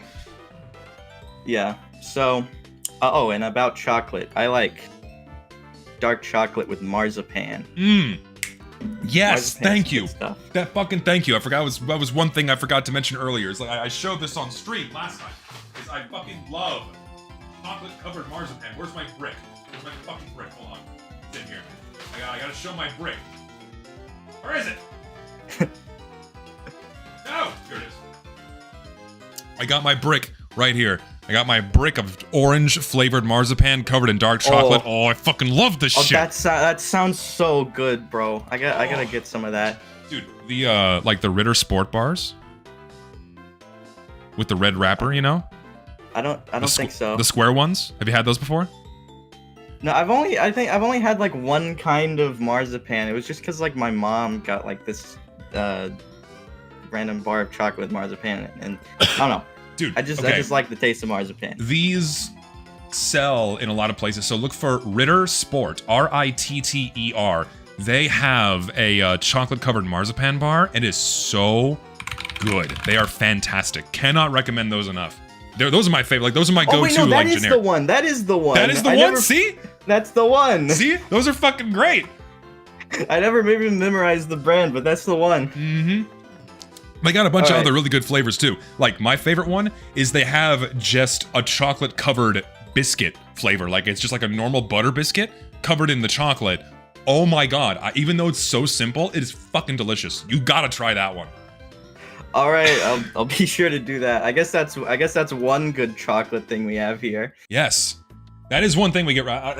I don't think it's not even American chocolate, I don't think. I think it's an import. I'm pretty sure it is. Yeah, that makes sense. I'm pretty sure Ritter Sport's an import. Someone correct me. Yeah, it's German. There we go. Yeah, it's an import. That's why it's good. Okay. That's why it's good. That now it's making sense. Yeah.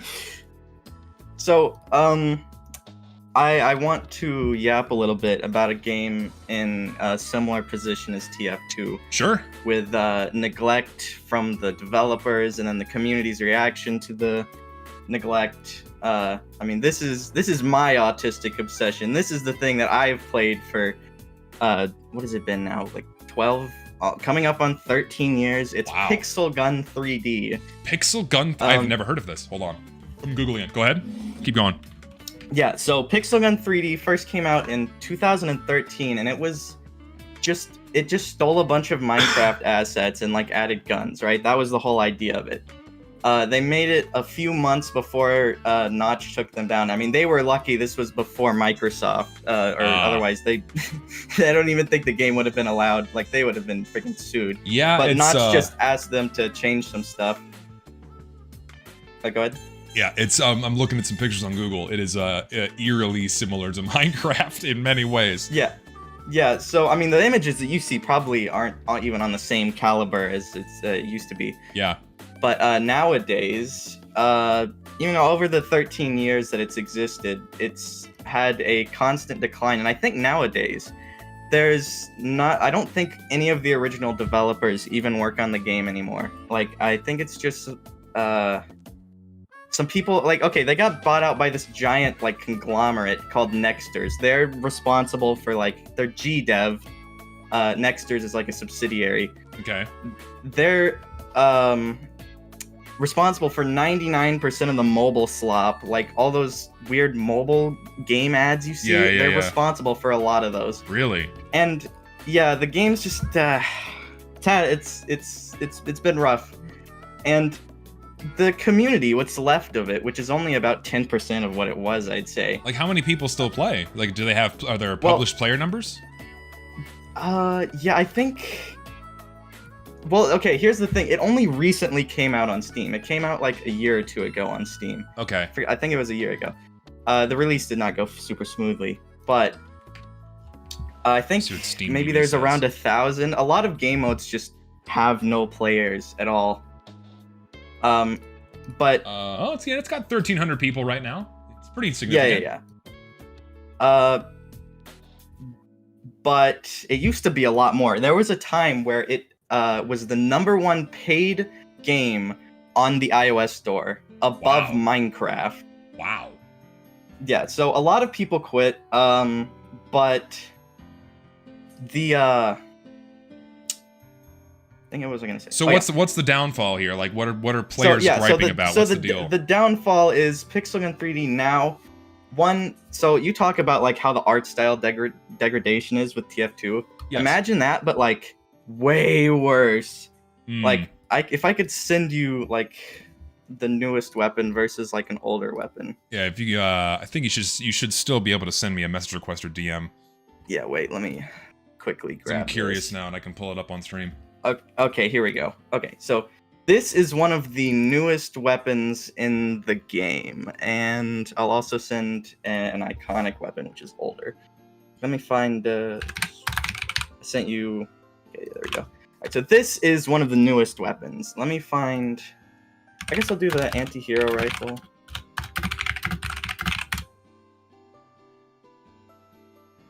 And then this is what they used to look like. As I pull these open, I'm gonna quickly turn. Oh wait, your off. message. Oh, it said your message could not be delivered. Here, let me DM you. Let's see. Can I message you through here? Message. There we go. Hi. Wait, let me add you as a friend. There we go. All right, thanks. Okay. Come on, Discord. Now you should be good. Okay. So this is one of the. Oh dang it, dude! Discord's really UI is not working. Discord being Discord. Nothing better than, you know. Yeah.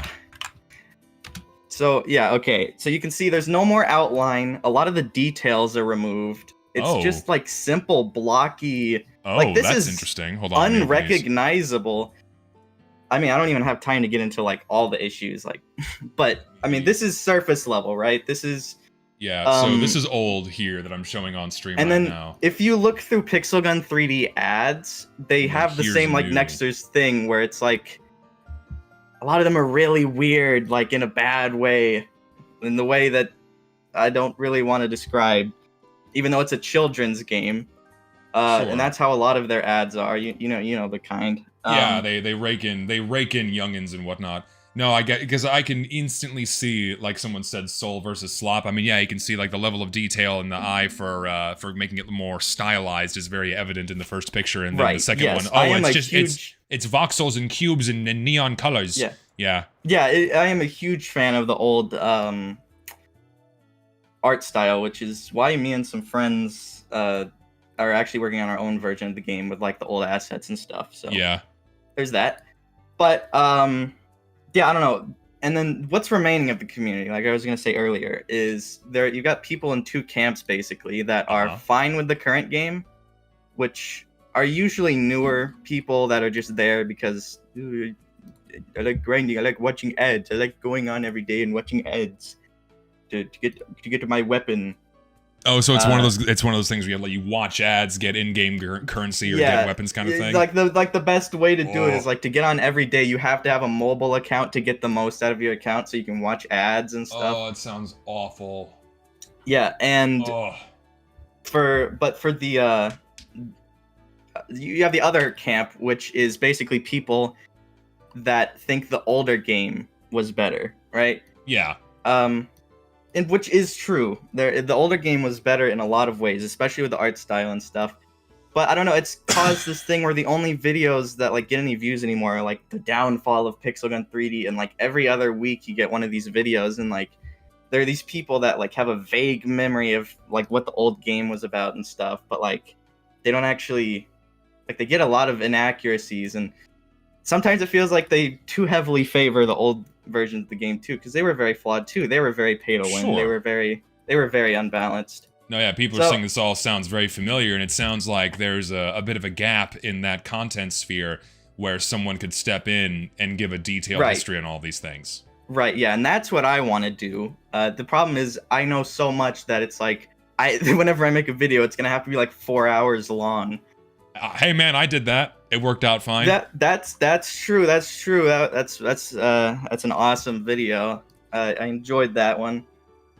So like when it comes to doing like and telling a good story, don't worry so much about the length as it is the quality of the information. So really, it's like it kind of feels big and cumbersome. But I think once you start like just writing it down and kind of putting it into a coherent story, that it'll just kind of flow. Of course, yeah.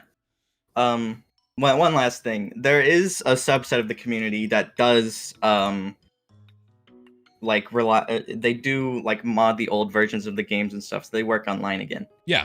And then you have like the same problem with like bad actors in the community, because the current like highest player, or the most popular server is owned by a guy who doxes people. Oh, wonderful. And he doxes people, and he bans people that they disagree with him on. And wonderful. I used to be one of the owners in there, and then one of the owners left and freaking gave owner to that guy. It's just it's a big. This sounds all so familiar with It's so funny because like the smaller and more insular a community gets, and like how tight knit like everyone kind of knows each other, that you start getting weird and crazy drama shit like this. It's so funny how there's so many parallels between this game and TF2 in that regard. Yeah, I could write a whole book on this, and I'm sure you could too. Oh yeah, there's yeah. This is what being part of a community is like, especially when the original developers and like the point that everybody got there in the first place is kind of gone. Yeah, gone. And like, what are you left with? You're left with infighting mostly. Yeah. You're left with what used to be good, and then you're all like punching each other, trying to like put it all back in one piece, and nobody can agree on anything. And yeah. And just kind of fighting over what's left. Yeah, that sucks, dude. I think you have a solid opportunity here to tell a really good story. Yeah, I think it's I have problems committing to things, but I think that's like my number one like dream right now, to finish that video, because I mean, really, they're like in the same style that you do your videos, really. Dude, I mean, you should be my main inspiration. I mean, I get you. I have a big problem diving into a big project because I know how much work it's going to be, but I think once you just start chipping away at it and just grind at it, you'll knock it out. Right. And people love a good story like that. Like, people who don't even play the game will go out of their way to watch like a 4-hour video about this game they've never heard of, you know? That's what I did basically with your video. Yeah. I mean, at that point I was a little further into the rabbit hole, but yeah. Yeah, I think you should do it. All right. It's I do tend to stack things on myself though, because I already have a bunch of stuff that I'm working on. Don't we all? That's life, man. You know, my other thing is decompiling old games and like turning them back, or like, you know, porting mobile games to PC and stuff like that. So I have to finish some like obligations that I've done, because, you know, sure, I'm a little behind on some of my stuff, but yeah, you know, that's the overarching thing. But then I also, you know, you have the thing where I have to make a living, and so I have to start, because I want my thing to be indie development. So Yeah. You know, you got this one big thing that I want to do, but you got all these other big things that I have to do, and yeah, that's life. Yeah, I get you, man. I get you. It's all about time management. Yep. All right, hey man, I'll get it one day. That's time's up, but closing thoughts for you, sir. All right. Well, I appreciate letting me yap for 5 extra minutes. No, yeah, and thanks for cluing us into this game that like I think most of us have never heard of. It's interesting, and I'm looking forward to see whatever you make about it. Awesome. Yeah, so just keep up the good work, and I will be around because you are just a normal guy that puts a lot of effort into his videos, which is sometimes kind of hard to come across. Well, normal, relatively speaking, but thank you for the kind words regardless. Yeah. Excuse me, Jesus, that's fucking cough. Have a good rest of your stream, and I hope we keep up the streak of nice guy. Hey, you're keeping it up right now, man. You've been a very nice guest. You take care, man. I appreciate it. All right, you too. See ya. Bye. Nice guy. Nice guy. God, this fucking cough is driving me insane, man.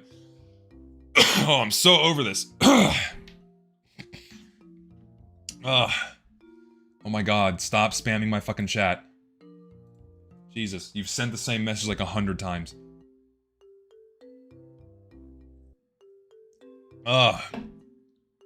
Indeed, nice guy. Next person, because we can do a few more. We still have time.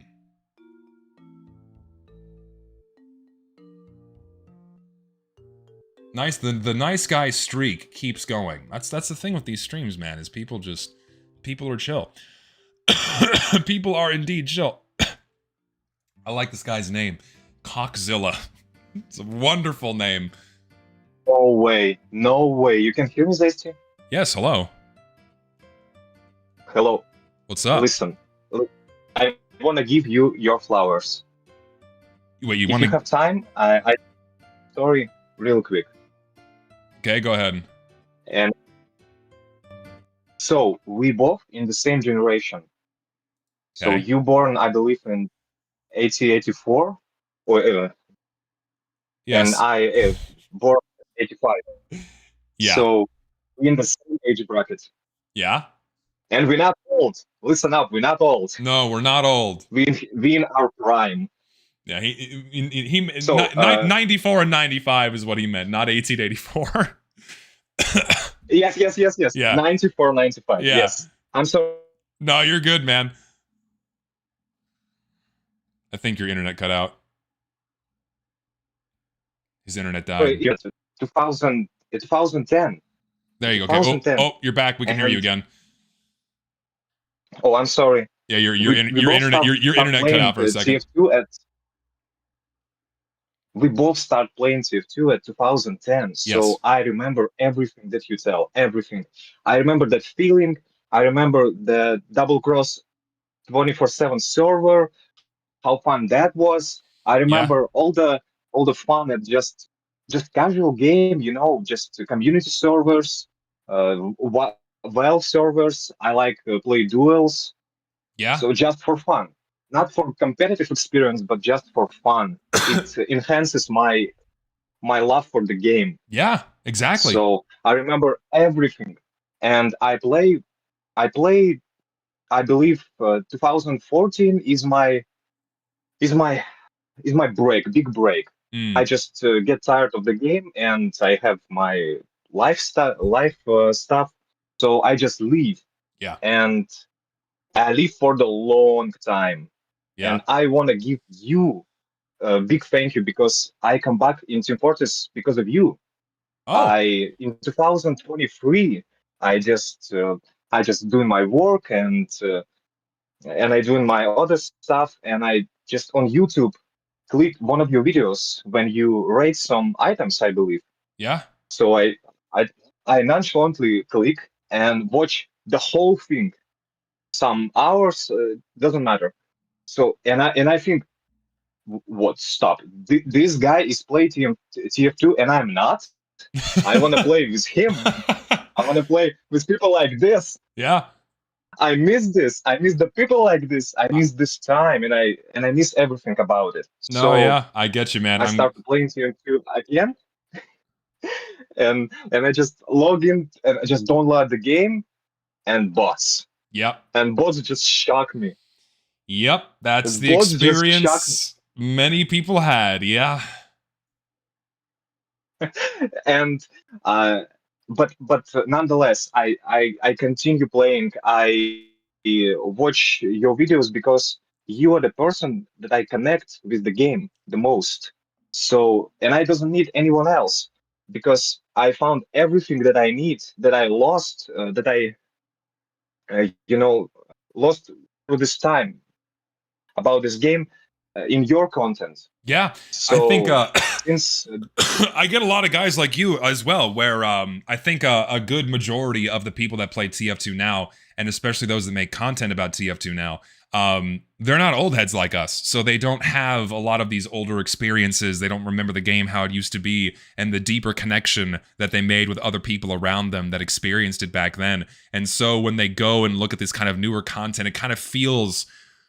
what's the word? I don't want to say hollow, but it feels very superficial. It feels very repetitive. It's like it's not striking at the heartstrings that were being plucked whenever you were playing on a server back in 2012. You know what I mean? So I get a lot of people sharing that same sentiment. We're like, hey man, you're reminding me of all these awesome times that I had. And I'm glad I can do that for you. And I'm glad I can do it for a lot of other people too. Like, hey, I can remind people that like this game is fun.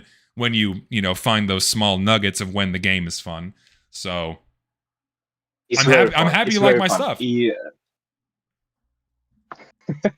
Yes, and because I just stick to the person who really defend the game, not defend, I'm sorry, but give his thoughts and his objective, logical arguments about how this game can improve and what we as players can do. Just play for once.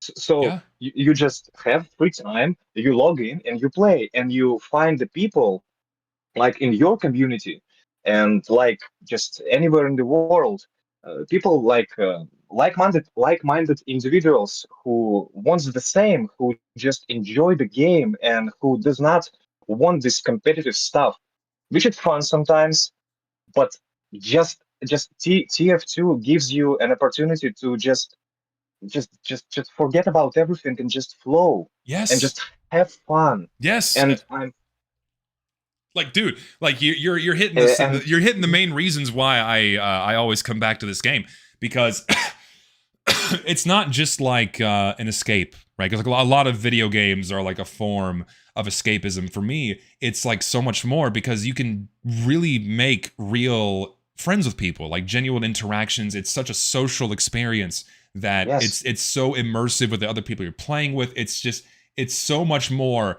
than just like your typical generic multiplayer game. Like the game was designed to be social in so many ways that it just keeps pulling us back in this really comfy way.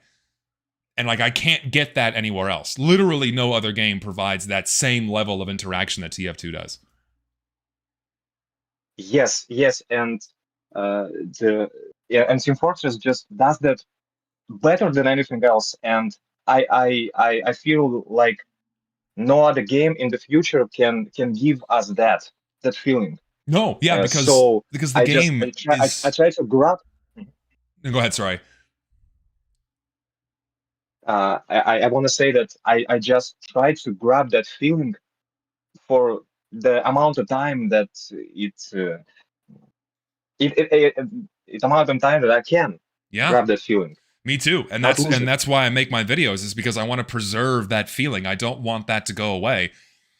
And I want to like re-strengthen it and bring it back to what it used to be, because I know I harp on the mechanical problems of Team Fortress 2, the shitty matchmaking system, the poor quality of the content that we get, but all of that detriment feeds into harming the social experience and harming the whole reason why we come back. And it's that social interaction that we once felt and a deeper connection to the game when we could actually sit down and enjoy it for longer periods of time, instead of getting constantly yanked out of the experience by this crappy matchmaking system, or sorry, my timer just went off, or bots fucking with us and things like that, going back to an older version of the game would reignite the reason why we come back to it. You know what I mean? Absolutely. Yeah. Can I ask you the one last question? Sure. If my time is up. Yeah, go ahead. Zesty, I want to know when you find your enthusiasm to continue give this so much love to your content, to your thoughts about this game, because I see it for the years now that some crazy individuals just attack you in the groups, and it's completely bonkers.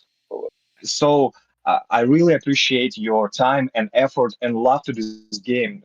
So where you find your enthusiasm to do it for more and continue to do this? I don't know if I have a specific answer. I just love this game too much. I mean, it's like a lot of people accuse me of sunk cost fallacy. Like people accuse me of like coming back to the game because I put too much time into it and I can't take myself away from it. No, this game is irreplaceable. It's an irreplaceable experience. It's an irreplaceable type of fun. I have met lifelong friends in this game. It is something that I love deeply and dearly, and it's more than just like liking a certain book or a certain movie. It goes so much beyond a piece of digital media that my love for it massively outweighs the annoyances that come from my detractors. So that's what keeps coming back, is I just care about the game too much. That's it. It's amazing. It's amazing. And I just want to say again that I thank you for you so much. I really grateful, and I thank all of you guys who listen right now, all of our community, that we can interact. And Zesty, thank you so much to give us this platform. Your servers, we play with my friend all the time on your servers. I'm glad. I'm happy you guys do. It's why I have my servers there, is for people to play on them and have fun. I'm glad you guys do, and thank you so much for the kind words, man. It's awesome knowing that people value what I do this much. I really, really appreciate it. You deserve all of it and more, Zesty. Thank you so much, and next time. Till next time. Until next time, man. Thank you. Thank you so much. You're very kind.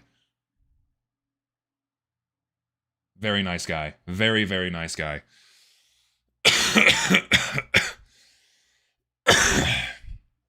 Hey, man. I gotta say, I got one of the best communities, man. Nothing but nice person after nice person after nice person. Consistently. Over and over again.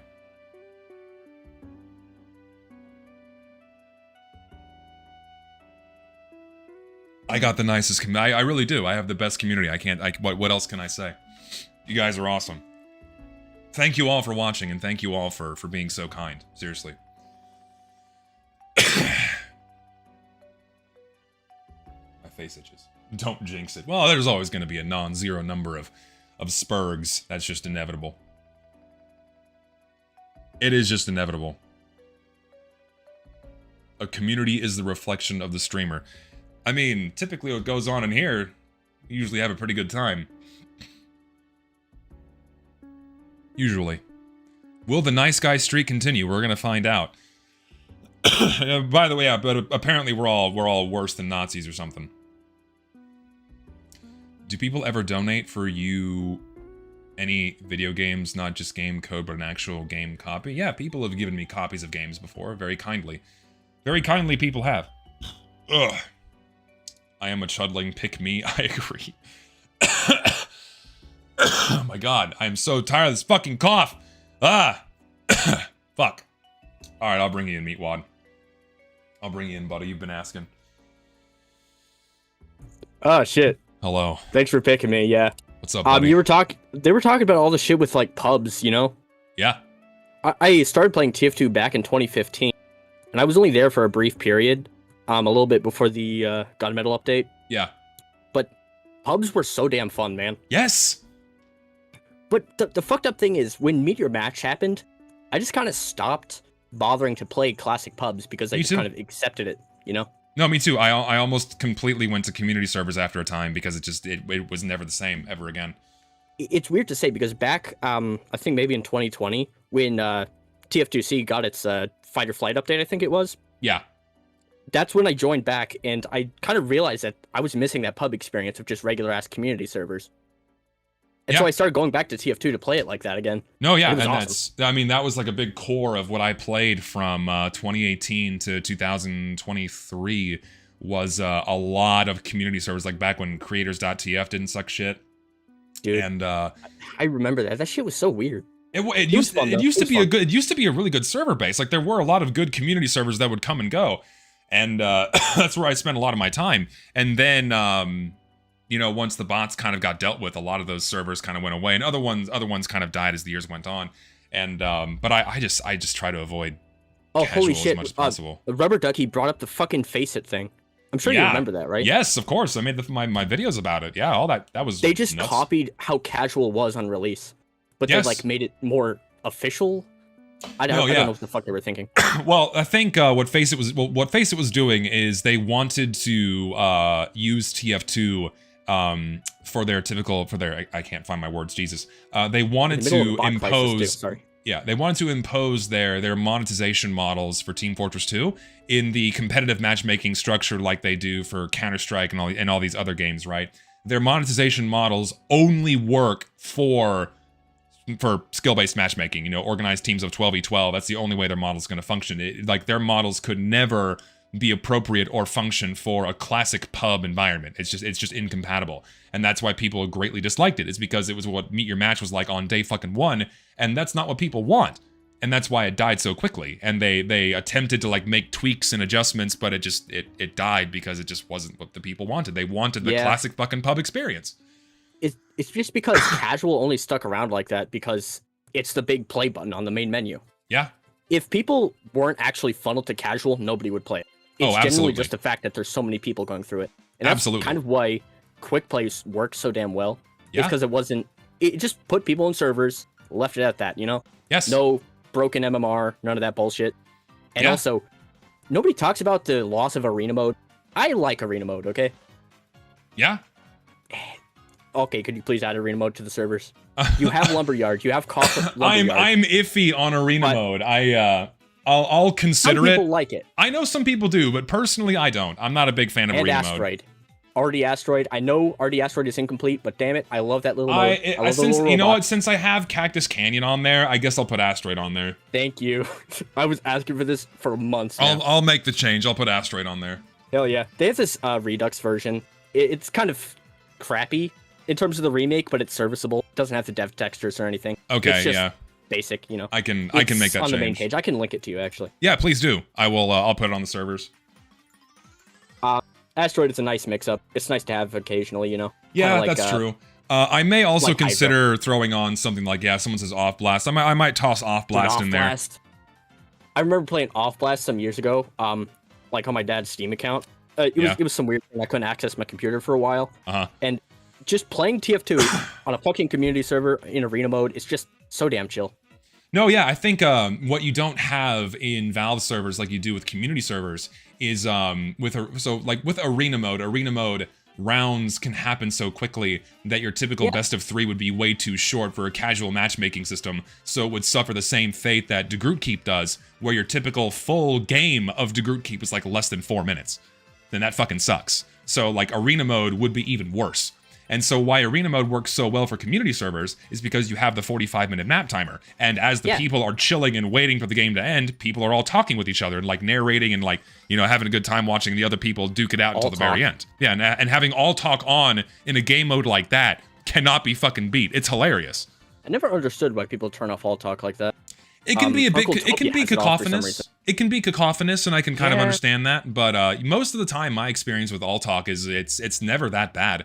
Very rarely does it get bad. I mean, I really don't care if everyone in chat is talking because it's just more fun. Yeah, I agree. I like a little bit of chaos in my community servers. No, me just too. What I want. No, yeah, I recently started playing on a community server that where like shitloads of people talk all the time, and it's fun. With all talk. I don't know why people haven't like tried to seek out these kind of experiences, you know?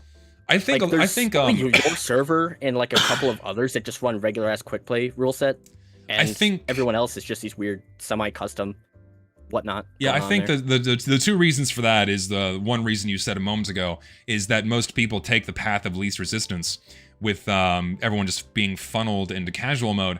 And then when it comes to going into a community server, they're not always populated 24/7. And so a lot of people just don't want to have to deal with like waiting for the server, waiting for it to get populated, or having to join a Discord and wait for an announcement so people go in. Like we're in this period of time in TF2's life where seeding a community server and is always like a very temporal thing. It's not 24/7. Very few. No, yeah, and people don't have the patience. Very few community servers are like full at all hours of the day, and that like maybe a few Skyle servers and like maybe one or two other ones that aren't like a Skyle server. You know what I mean? Yeah, the Mastercom's quick play thing tried to do that, but nobody used it, and it just didn't really go anywhere. Yeah, and it's so frustrating because like someone recommended to me the other day that like, oh, the solution would be to like recommend everyone go use these third-party applications. Like, oh, like if you want people to play TF2 like how it used to be and not play casual mode, just tell them to go look at the Mastercom's quick play thing. But like you're now having to inconvenience the player to go to a third-party site using a half measure exactly. That doesn't solve the overall problem, in that the main mode of the game that people choose to play is fucked and needs to be fixed. And then if they did that, then community servers would also benefit. And yeah, that's what Faceit tried to do, though the crappy rule set didn't help it. It's adding more barriers just keeps people from actually going to where they need to. It's exactly. On the menu, big find a game button, click that damn thing, go into whatever mode there is. Even if the map sucks, even if the rule set sucks, you have a guaranteed game to play. Exactly. That's what counts. That's why Faceit, got a lot of streamers to show their shit. That's why they offered like Australiums and Unusuals that you could win if you grind enough Faceit points and shit like that. And that's why like there was the initial draw and appeal, but once people started actually playing it, they're like, oh wow, this fucking sucks. Yeah, I completely forgot they had that reward system. I'm just trying to like remember the actual fact it even existed. No, yeah, this was 5 years ago now, I think. Shit, yeah. 5 fucking years. No, yeah, and I agree. No more half measures. I don't like half measures or like making concessions with a company that we shouldn't be making concessions with. They have the manpower, they have the resources. It shouldn't matter how much fucking work it takes. They should just fix the fucking game. If you're going through all the effort of asking people to go through a different avenue to play the game, just ask Valve to fix the fucking thing. Seriously, that's all you have to do. Like the avenue used to be in the game. All of the features used to be in the game. It's not that hard to put back in. And even if it is hard to put back in, who fucking cares? They're billions of dollars and they can hire someone to do it. It's like, I hate that shit. Yeah, some guy brought up Manpower. I did play Manpower. It's fun for a little bit, but it's overstimulating. Also, you can't leave in the middle of the game without losing all your stupid XP. Yeah, I'm not a fan of Manpower. Dude, Manpower's so fucking weird. It goes on for hours. Like... Yeah. I'm not a fan of it. It's like the cap limit, it's like 7. I thought they raised it to 10, actually. It's like 10 flag captures, and you're slowed down while capping. It's... I don't know.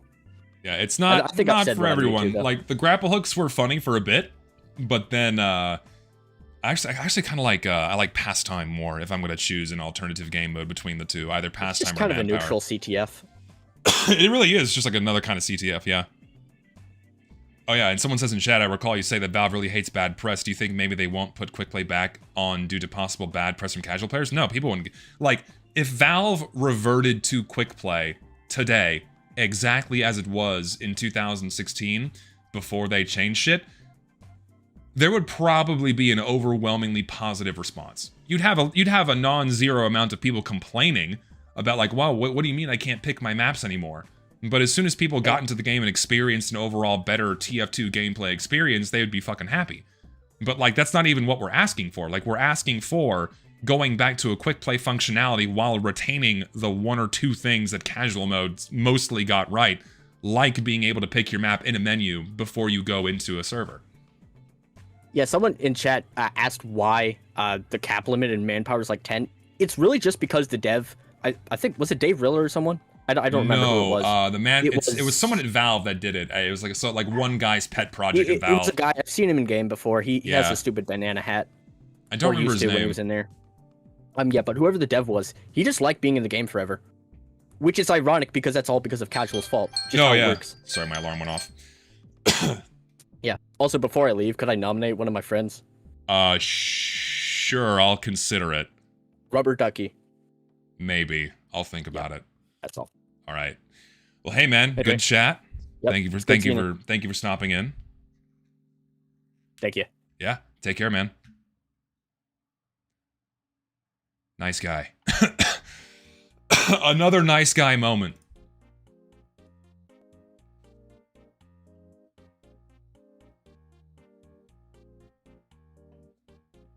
The streak is indeed unbroken. No, I agree that it is an unfair advantage. I may consider in a moment, but let's get someone that I've not ever spoken with before in here. Oh, this guy. Hello. Box Cutter. I've seen your name before. Hello. What's up? Hi. Not much. Things are going pretty good. Good stream so far. Good stream. Thank you. Everyone's very awesome. Oh, This was unexpected. Hold on, your mic cut out there. Say that again. Oh yeah, everyone's just been awesome so far. No, yeah, it's been great. Again, every time I do these, people are really chill. Yeah, it's great. But yeah. What's going on, I man? don't really know what's going on. Well, I've been on break from college for a Oh, yeah? semester. And it's been pretty nice. I learned how to make a war paint. Which Cool. was fun. I made up with some old friends, and it's been great so far. Sweet, man. What were you studying, if I may ask? I want to go into art. I want to be an animator one day. So Very cool. first semester, I took like an art appreciation class, learning about, I guess, history and stuff, and all the elements and principles that go with it. Mm-hmm. And then I guess I took some English class. I don't know. I took two for classes, which was very hard, but yeah, overall was enjoyable. But yeah, I plan to take some more art classes in the future. Very fucking cool, man. I wish you the best of luck. No, yeah, I at one point took a semester break to kind of like get my bearings again, and that was like a much needed decompression period of time before I could like throw myself back in and get some good work done, you know? Yeah. Yeah. So like what's on your mind? You got questions, comments, concerns? Oh yeah. What's poppin'? Yeah, sure. Well, I can tell recently. I probably said it in chat a couple of days ago, but like I showed my friend some of your videos, and I was talking to him a lot about TF2 because it's still one of my favorite FPSs. It is my favorite FPS game of all time, and he never really knew much about it. Like he knew it existed, he knew I liked playing it, but he never really wanted to touch it because it was like he didn't understand how a game so old could last so long. Yeah. With such an amazing player base.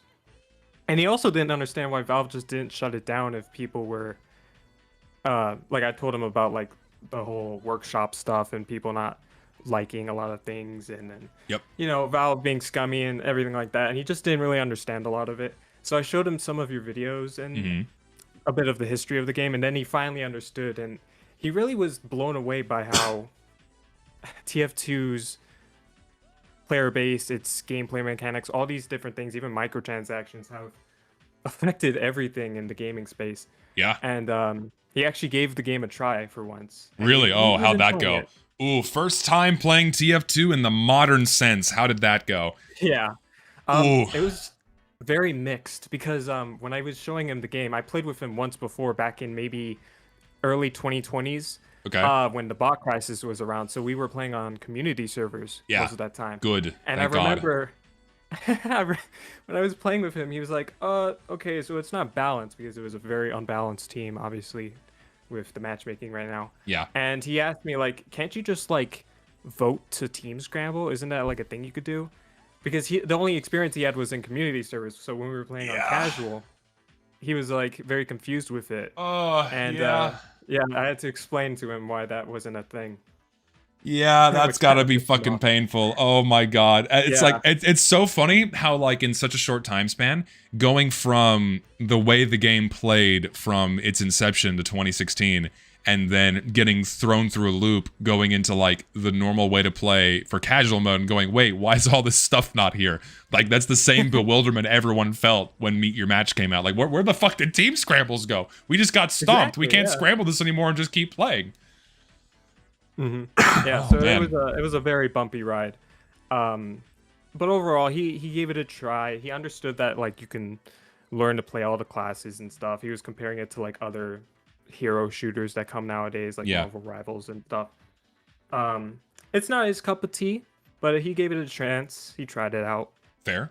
And he was very invested with its history and how it went along. No, yeah, that happens to a lot of people. Is again, there's like a good chunk of people that watch TF2 content. The game's not for them, but they get really invested in like where the game came from, its influence on game development as a whole over the past 15 years in terms of, you know, microtransactions and predatory monetization and, you know, the live service model and keeping a game alive in perpetuity for the sake of making money. All of these things. You know, and a lot of people, when they come look at Team Fortress 2, like, oh my god, TF2 is doing this in 2009? It's like, no wonder so many games do it now. Yeah, and when I told him about, like, how much money Valve makes from this game and compared to a lot of other games nowadays, he was just shocked by the fact that this game still makes millions every year. It's insane. No, yeah, it's like, and that's why I made my last video, is like, I wanted to, like, remind everyone that, like, yes, this game is still on par with new games. Games that come out this year that are smash hits are competing with TF2 in terms of profitability. With a game that's 18 years old. That is fucking insane to think about. Yeah, it's insane.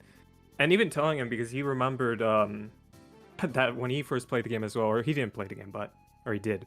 But when Valve made it so you had to purchase an item to talk and chat, he remembered that too. And I think he literally did that. He was one of the poor souls that had to go and buy an item just to talk. Raise your hand in chat right now if you did that. Seriously, put the hands up emoji in chat right now if you bought something just to unmute yourself. So many people did. So much money was made by that change. Fucking Valve, I swear. Yeah, it fucking sucks. He was so pissed too. He was just yapping about it's just very unethical. Look at that. Look Look at all these people saying they did. Oh my god. Jeez. Oh. Yeah, it's a fucking shame. But yeah, he gave it a chance. He still likes it, but it's not his cup of tea. No, it's totally fair. No, that was me in Overwatch where I tried it out like right when it first came out. I'm like, okay, I can see why this is fun. But it's not my cup of tea, and I kept up with it for a few years, kind of watching its history and like, you know, the esports angle of it. But then I kind of gradually fell out of interest with it. Yeah, Overwatch. Yeah, that game went to shit. It committed very interesting self-sabotage in more ways than one. So, and it's kind of crazy. Like some people who play Overwatch 2 now say that like it's kind of going through a bit of a resurgence. I don't know if that's true. But it's certainly never going to reach the peaks like it once did. Oh yeah, no, definitely not. Definitely not. Yeah. No, yeah, the promised PvE did kill it. That was like a big nail in its coffin. A lot of broken promises that never got followed through. Yeah, lots of broken promises, that's for sure. Yeah, and it's like pick your poison: broken promises or just broken, just broken game, like it is with TF2. Right, yeah. Oh god. But it's also like competitive to casual. I'm gonna go casual most of the time. That's why I love TF2 so much. I mean, that's most people. Most people go for approach games in a casual sense. Most people do, and a lot of people you know, can get behind taking a game, you know, a bit more seriously every now and again. But like the majority of people who have like a day-to-day life, they can't grind the game for 6 hours, 7 hours a day. They just come home after work. They just play for fun, you know. Yeah. And that's ultimately that's kind of like another, I think, another larger reason why Overwatch kind of started falling off in more recent years is that I don't know about you guys, but like my general perception of the esports sphere is that esports in general has very heavily tapered off in popularity. Like it's not nearly as big as it once was. That's crazy. Actually, I don't know what to say because I'm not really into the esports stuff, but like it peaked in, I would say, like 2018, 2019, 2020, but then after that it started tapering off pretty heavily. Like once COVID hit, I noticed it was a good chunk got taken out of the interest, mainly because a lot of the in-person events, you know, they stopped, right? They went entirely online. and they still haven't like fully recovered. Like Counter-Strike is still doing really well, and Dota is still doing really well, and I think League is still hosting its usual thing too. But like I'm not hearing big tournaments for a lot of other things. Like there's still other games in the esports scene, but you don't hear about it much anymore. Not like you used to. Yeah. I don't know if TF2 still does the esports stuff, but once in a while I'll see like that newsletter of like, you know, like competitive TF2 9v9 or whatever. Yeah. It's kind of the competitive TF2 scene is still oop shit. It's my alarm. The competitive TF2 scene is still fucking going, man. Like as small as they are now than ever before, they're still kicking. I give props to them. Yeah, that's good on them. But hey man, that's time up. Closing thoughts. All right. Closing thoughts. Well, thanks for having me on. Love the streams. Love the videos as well. You were such a real one for making all those videos. I appreciate that. Thank you. It's refreshing. It's refreshing in this vast scape that is the TF2 community.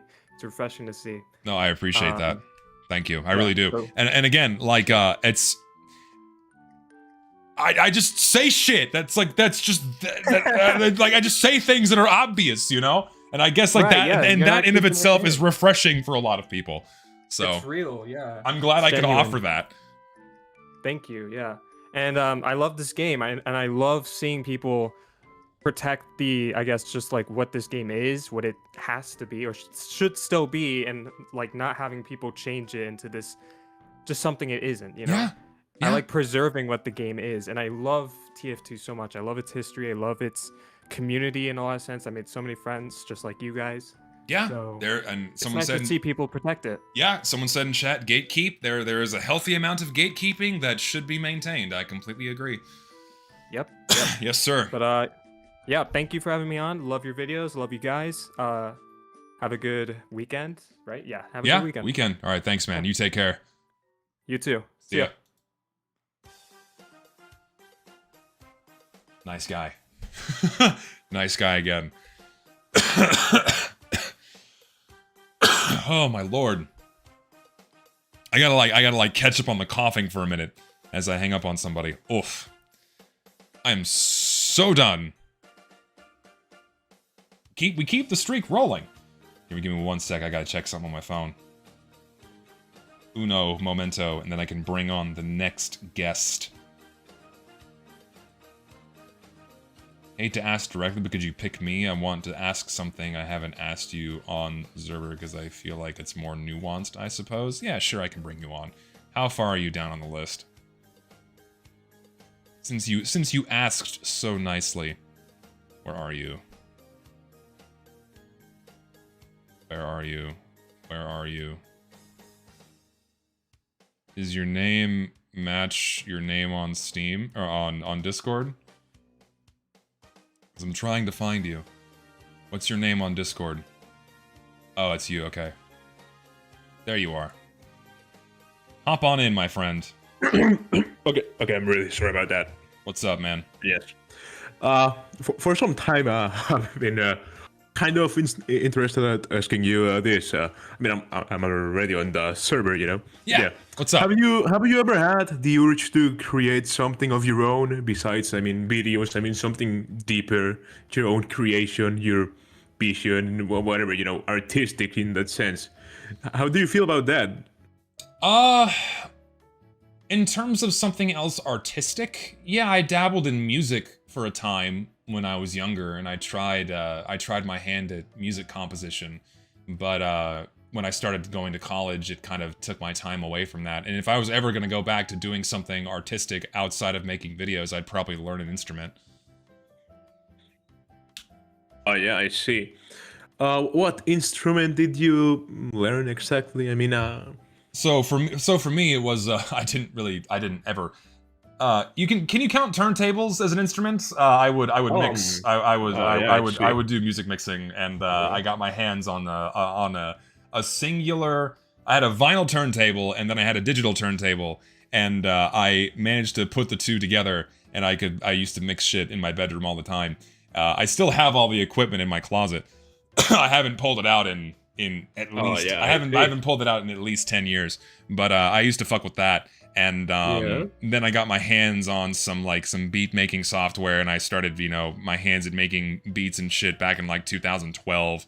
But then once I started my studies, that stuff just kind of got set to the wayside. I see.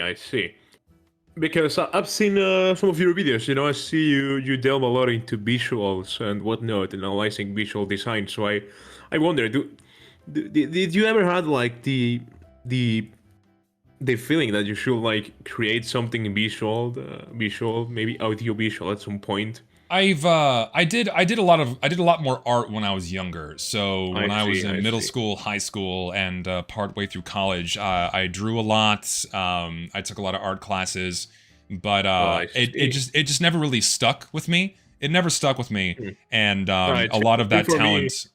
What?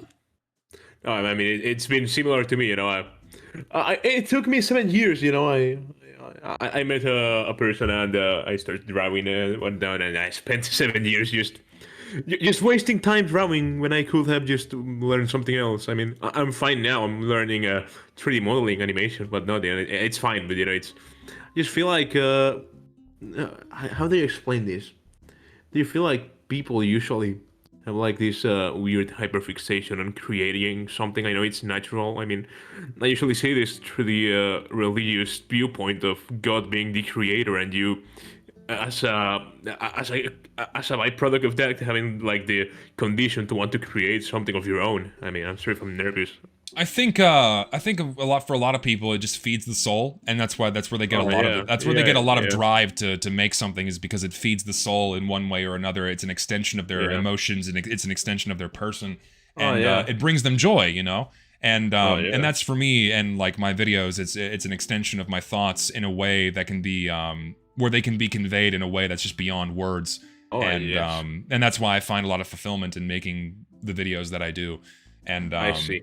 And for me, like you touch on like being able to have an artistic eye for things, but I'm from an artistic family. My sister is a really good artist. She's an art teacher. My father is a furniture upholsterer, and that doesn't sound. I mean, he's a carpenter. I'm sorry. Well, yeah. So that doesn't sound artistic, but he builds furniture. Oh no, believe me, my dad is a carpenter too. Yeah, like people give him fabric or an idea, and then he just builds furniture for them. He does work he does work for interior decorators. He's done work for hundreds, thousands of people over the years. It's the same for me. Yeah, my family's into that type of stuff, especially my dad's side. Yeah, my dad is a carpenter, and my grandma is a tailor. I mean, No, yeah, and then when you're around creative people, you just pick up on these things, and it just kind of becomes a part of you. Oh yeah. Oh well, it's nice to hear someone else's point of view on that. So, I guess I'm just gonna because I don't really like to overstay, so I'm just gonna. I guess I'm gonna close it here. So yeah. Also, something else, since I think 90, the guy 90. Yeah, of course. Here. Oh yeah, he told me that 2 months ago he wanted to like join to one of these streams, and if I could ask you to bring him here, bring him here. Yeah, I'm sorry. I can get him in. Okay. So yeah, it's nice, because I've been having doubts about studying art. No, don't have doubts, man. It's like when it comes to, I just feel a little bit old sometimes because no, you're never too old. Despite the fact that I'm just 18, because I feel like you're 18. You're 18. You're so young. Yeah. Your life is literally just starting. Oh my God. Right now, you are in the position to do literally anything you want. You have so much time. I'm studying, I just feel like, I sometimes don't really know what I'm gonna do. Dude, and that's okay. Dude, okay. For you and for anyone else, you are not supposed to know what you're doing with your life at 18 years old. It is so ridiculous that anyone could hold this notion that someone who is 18 years old has their life figured out. People make it to their 40s and don't have their life figured out. People are still right. Yeah, and people are still exploring and finding different things to feed their soul. You have people that start in a career at age 20 and then they get to 45 and go, fuck, what have I been doing? And they shift gears completely. Like they go, you go from like, being a chef for 30 years and it's like, oh fuck this, and then you go over to like coding, and then that's the new thing that feeds their soul. Life is not meant to be this rigid thing, man. Life is not meant to be this rigid thing, this one path that you set yourself on. You got to find what feeds your soul. You got to find what gives your life balance and that you can support yourself with. And you have so much time to figure that out. So don't feel like you have to rush into something and set yourself into one pathway, because you're going to burn yourself out quick. Take your time. Take your fucking take. It happens a lot with me. I'm a pretty repetitive person. So at certain points, I learned something and I just keep doing it daily, because I don't really have I don't have a lot of obligations. That's something that makes me sad. So I don't think it's something. I feel like I need more obligations in my life, and I don't have them. You got to make them for yourself. You got to make them for yourself, man. Because at the end of the day, no one is going to tell you what to do. When it comes to driving your life and figuring out what you want to do, that's entirely of your own accord. You got to figure out what feeds the soul. You got to figure out what drives you and set those goals for yourself. Because again, no one else is going to do it for you. It's hard. It's a challenge. The world is going to resolve my life, I suppose. No, there's like every head is a world of their own, I suppose. Yeah, and listen, man. And again, it's going to be hard. It took me a long time to figure out how to set goals for myself, to give myself an obligation or a drive to get to like the next checkpoint in my life. But start small. Start small. Yes. Take your time. Just set little things first, and as you figure out the right pacing, you can set bigger and bigger goals and gradually work your way up. You're young, you have time. You got plenty of time. Yeah, I suppose. I mean, most of my generation has this weird hyperfixation on age. I don't know how to explain this. I think I do, actually. It's funny you bring it up. I think what's happened is with the internet, the rate at which we have interactions, right? Because when you're offline, the amount of words you can exchange with someone, the amount of interactions you can have in a single day, just in person, is so much smaller than the volume of interactions and things we absorb through the internet. So mentally, right? Like mentally, our brains... It feels like time goes faster, Yes, exactly. I have this idea, right? So I see like I was not born in my dad's time or your time. You're pretty similar to my dad in that way. So I mean, I was born right at the end of the analog era, before social media and everything took off. You were born in 1994. I was born in 94, so like I got right, but I was I got like the tail end. 10 years younger than my dad. Okay, my dad was born in 84. So yeah, so the way I see this is that real life is more nuanced than online life, but it's slower. So when you go to like you go to live in you go to just on your computer, it's faster. It's like fast food in a way, it's not nuanced. It's pretty simple. I mean, you can make and you can make friendships with people in the internet. I've made some long time friends, and I'm happy with that. But I feel like there's like a layer of time. It's different, the perception of time on the internet rather than real life, is. I suppose. It is, exactly. And because of that, I feel like it doesn't necessarily age our brains faster, but it makes you feel like you've experienced a lot more life. So it puts pressure on you. Yeah, and so like you're 14 years old, you get your first cell phone. You even have people that are younger that start on social media when they're like 10, 11, 12 years old. Oh, yeah, right? yeah. And so like by the time they're 18 like you, the volume of experiences and interactions they've had with people online is similar to what a 50-year-old had experienced in just real life. That's why they feel that's why they feel older, Yeah, and then you have the COVID, that was something else. It really changed a lot of things for the younger people, they lost developmental years, some people lost their teenage years. If I recall correctly, I was around 12 years when the COVID outbreak happened, I suppose. Yeah. That was also a big gap for a lot of people. Is COVID COVID put everyone online? It really messed up my head, Yeah, it messed up a lot of people, and it put everybody online. And as a result, again, the volume of interactions went up, and it fucked with people's heads. Time felt like it was moving faster, all that shit. And the result is how you feel now. You feel 18, you feel 30. It's like, fuck, where am I going with my life? It's like, nope, slow down. Yeah. And, you know, I suppose the nature of modern life, it's something else. You know, we are way more hedonistic than before, I suppose. Yeah, and so like, I guess the takeaway before I have to let you go because we've gone over time. But yeah, I'm really sorry. No, you're good. This is good. This is good conversation. That's why I don't really like the idea of just taking someone else's time to talk. You know, I feel like I wanted to be I wanted to be here for like 3 minutes, but no, dude, this is fine. No, this is fine. This is like good conversation. But like, I think the ultimate takeaway is take your time, right? Take your time, slow down. You know, it doesn't matter how old you are. You could be 50 and listening to me right now, which would be kind of insane if you're 50 and listening to me. But you have time. You have time, right? You just I have time to figure out things, you know, because there's a lot of things, you know. I have a pretty negative view of a lot of existence in a way, but I feel like there's beauty on life. Right? It's hard. It's hard now, more so than ever before with the internet, right? Because the internet is so geared towards feeding you negativity and negative things. And you gotta pull your head out of that and like reorient yourself and look at things like, oh, all the negative shit I see online, I look away from it and go outside. Oh, none of that's there. There's a lot more good shit in life that the internet just exacerbates all the bad shit. Yes. So also someone just donated. First time seeing this kind of live stream from you. I hope that you do more of them, Zesty. I will. Also, hello, Chet. Hope that everyone's doing well. Thank you, sir. You're very kind. Yeah, life has an incredible amount of detail, so it's beautiful. I mean, but at some point, everyone feels like this. You know, you feel like your existence is worthless at some point. I think that is one of the few big challenges with life is figuring out why you're here. And from my experience, and you know, people find this value in multiple ways.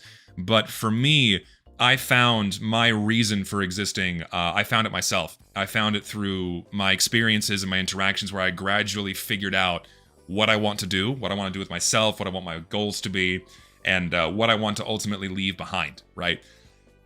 And people find out what those are in a lot of different ways. They have an interaction with a person, they have a good experience, or they have a bad experience, and it changes them and it shapes them. Because ultimately, at the end of the day, each of us we are the sum of our own experiences. I know it's a very cliche thing to say, but you will find it so long as you don't stop. Like, you will find it so long as you don't stop. Even when shit is really hard, you will find it. You should try things, you know. I mean, people in general still try things. That's the way I feel, you know. Yeah. Yeah. Anyways, I think I overstayed my welcome. Almost 15 minutes here, so yeah, I'd say just bring 90. You know, he wanted to talk. Yeah, I'll bring him in. Yeah, man. Hey, thank you. God bless you. May you have a beautiful start of the year, I suppose. Yeah, you too, man. God bless you. Yeah. Yeah. All right, take care, man. Once again, nice guy. Nick, I'll do who's next in line. Hello. Oh my gosh! Hey, what's up? Hello. I did not expect to be taken in. What's going on? What's up, man? I'm doing good. How about you? Doing really great right now. I got just like you. I got a lot of water and everything. I'm doing great. Good shit. Oh, dude, I've been waiting. I don't know. I just feel a little heart's pounding there. No, you're good, man. Take a breath. It's all good. It's all chill. All right. What's on the brain? Honestly, I've been this thing's been eating at me for a second. I've been wondering, what's going on with the milk thing, dude? Come on, you don't love milk?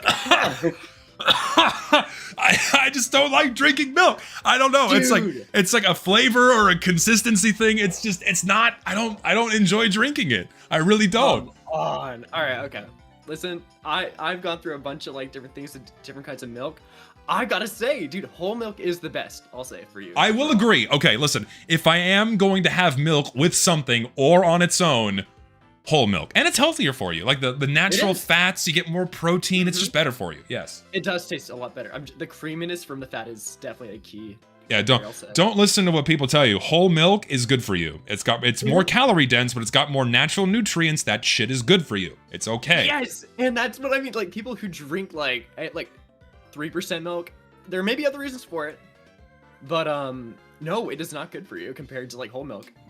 All that sugar is going straight into you. No, yeah, and it's like just if you're gonna have the fat anyway, just go full fat. Don't do with the processed stuff. So. So someone fucking donated. I got timeout in elementary for not drinking milk. Oh my god. Oh my gosh. All right, I think there's like a couple other things I really wanted to ask. Yeah. Go ahead. Thank you. Like a couple other like non-serious things though. Like, do you prefer like to limit your amount of coffee you drink, or like? Not anymore because I drink decaf. So. Oh, okay. Before I didn't. Like when I hammered coffee in college with like full caffeinate, I'd have like 5 or 6 cups a day. It was I did not give a fuck. Oh yeah, I hammered coffee. Like mind you, I'd have it like throughout the day, but I hammered that shit because I needed to like stay awake and do my work. Oh my god. but doing that for like 6 years caught up with me, and I'm like, oh god, I can't do this anymore. So I stopped drinking it. I gotcha. And no, I'm taking your advice, especially on the water part, because as somebody who's starting Accutane now, that I'm drying up. I need more water. Accutane is for your skin, right? Mm-hmm. Yeah, it's for acne, isn't it? Yeah, it's like I remember because like that was something that I was recommending because I used to have really bad acne when I was younger. I had terrible acne because for me people have like the bad acne in different places. So like for me, some people have like the T where it's like on their forehead and then down their nose. For me, I had it like all on the sides of my cheeks, down my jawline. I had horrible acne when I was younger. So I did I had various I had like Clearasil face wipes and like cleansing shit, all that stuff. Yeah. So I feel you. It would dry the fuck out of my skin. And you know what figured out? You know what worked out for me, man? And maybe this could work out for you too. What worked for me is I found out that I would wash my hair and I only used shampoo. And as a result, it dried the fuck out of my scalp and it made my hair produce so much oil that it eventually went down to my face and it made me break out like crazy. Really? So 2 things. I did shampoo and conditioner, and then after I washed my face, I would use a water gel based facial moisturizer, and then my acne is non-existent. That's what worked for me. That sounds good. I'm not gonna lie. A good like a non-oil based moisturizer, like something that's got water gel, it works wonders for me because like oil based ones make my skin super oily. I fucking hate it. So maybe look into that. Maybe that could help. Okay. But Accutane I know works really well too. So stick with that. But when your face dries out, definitely use a moisturizer. All right, sounds good. Another thing I wanted to ask, have you ever I know you are probably a person who uses this. Wait, what kind of editing software do you use? So I know it's taboo, but I use the Adobe Suite is what I use. Adobe? Okay, that's fine. That's fine. Dude, DaVinci is amazing. Have you ever tried it out? I have started slowly teaching myself how to use it because I do want to get away from the Adobe Suite. So I've slowly started teaching myself how to use DaVinci Resolve. I gotcha. As somebody who's gone into DaVinci Resolve, dude, I've used it for like 2 years. I can tell I try to help people, especially when there's a node system in the Fusion tab.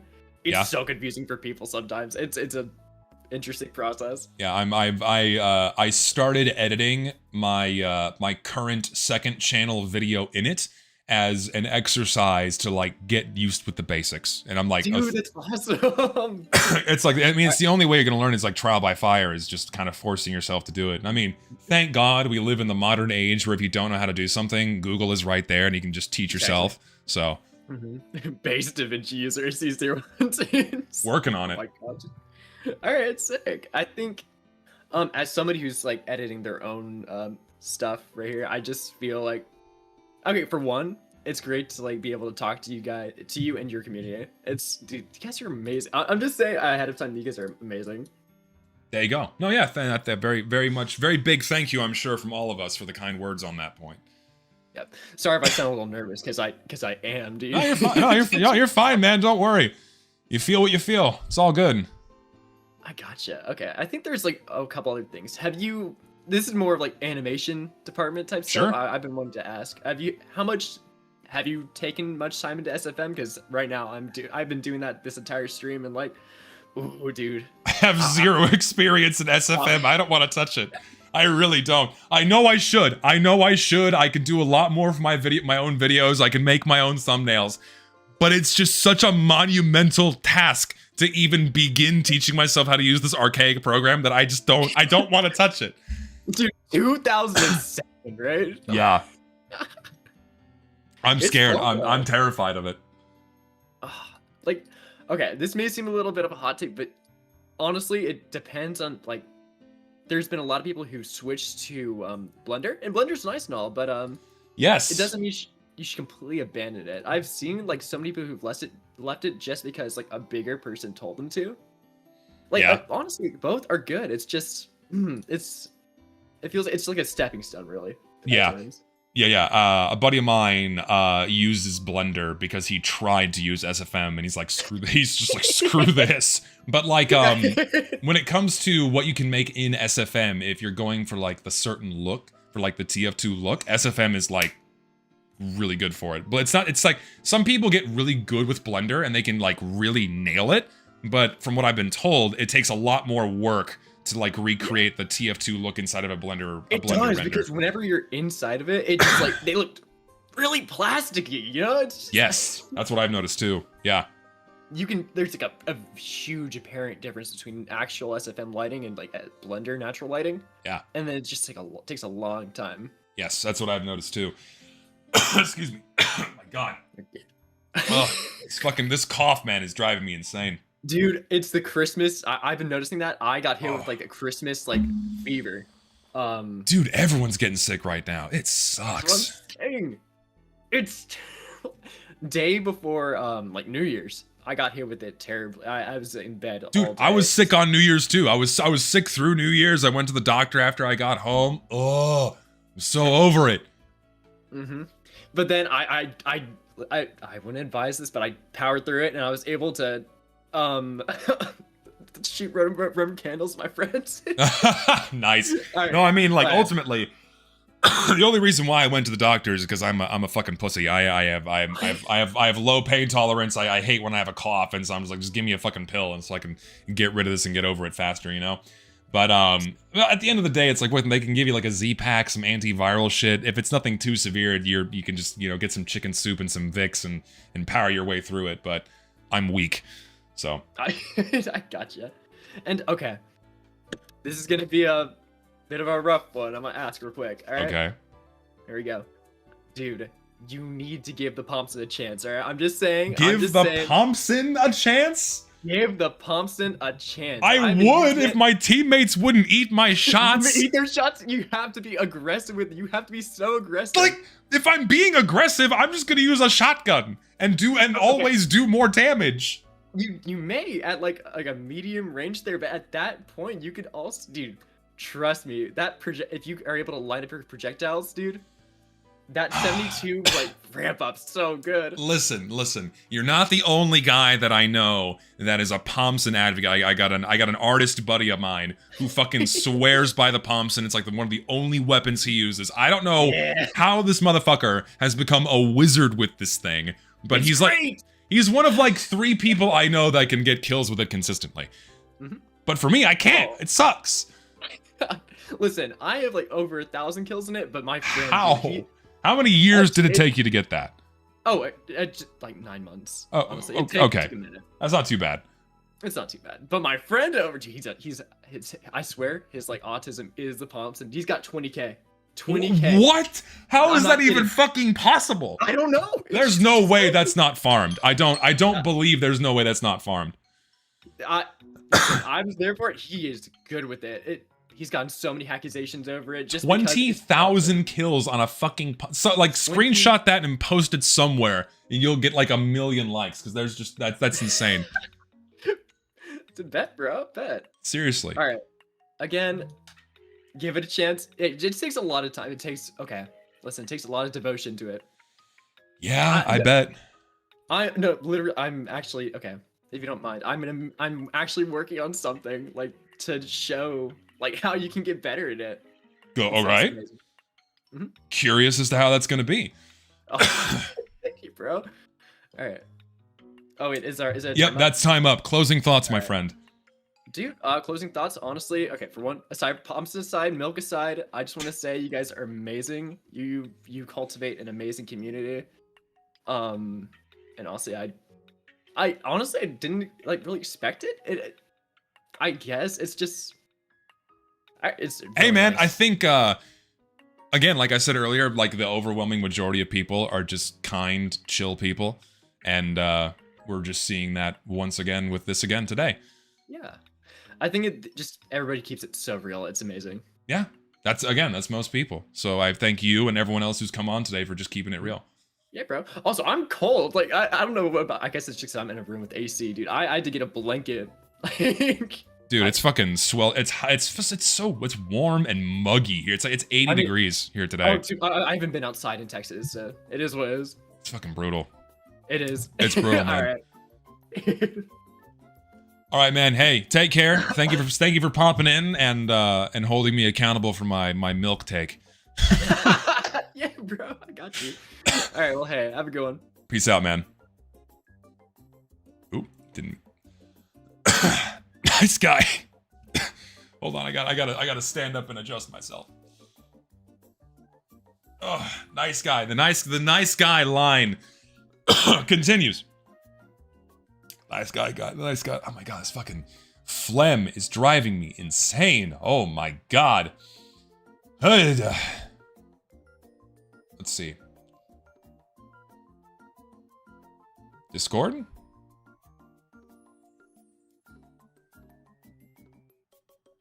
Nice guy. A1 wants to be on next. Sure. Where are you? I'll pull you in. Are you in the list? If you're in the list, I'll pull you in. I have water here. The water doesn't help. The water does not help me at all. Ugh. God. It's awful. There you are. Hello. Hello. What's going on? Sup, man? It's been a while. Yes, sir. How's it hanging? Yeah, not much. Just, chilling, doing some workshop stuff in the background while I'm at it. Yeah. Nice, nice. Yeah, how's your life so far? Besides the cough. Oh, hey man, life's good. I'm having, despite how I sound, life is fan-frickin-tastic. New year, bright. I have some good bright prospects for this year, so it's good. Hell yeah, that's what I like. By the way, just a heads up, my PC is a bit finicky, so if I just suddenly disappear, that's why. Duly noted. All right. Yeah, so speaking of workshop stuff. Yeah. I have a question in mind. It's been lingering in my head for a while. Sure. What's up?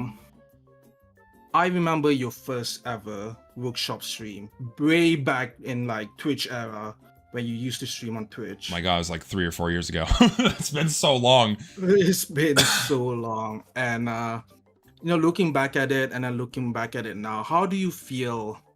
Like, do you feel like you know a lot more now than previously?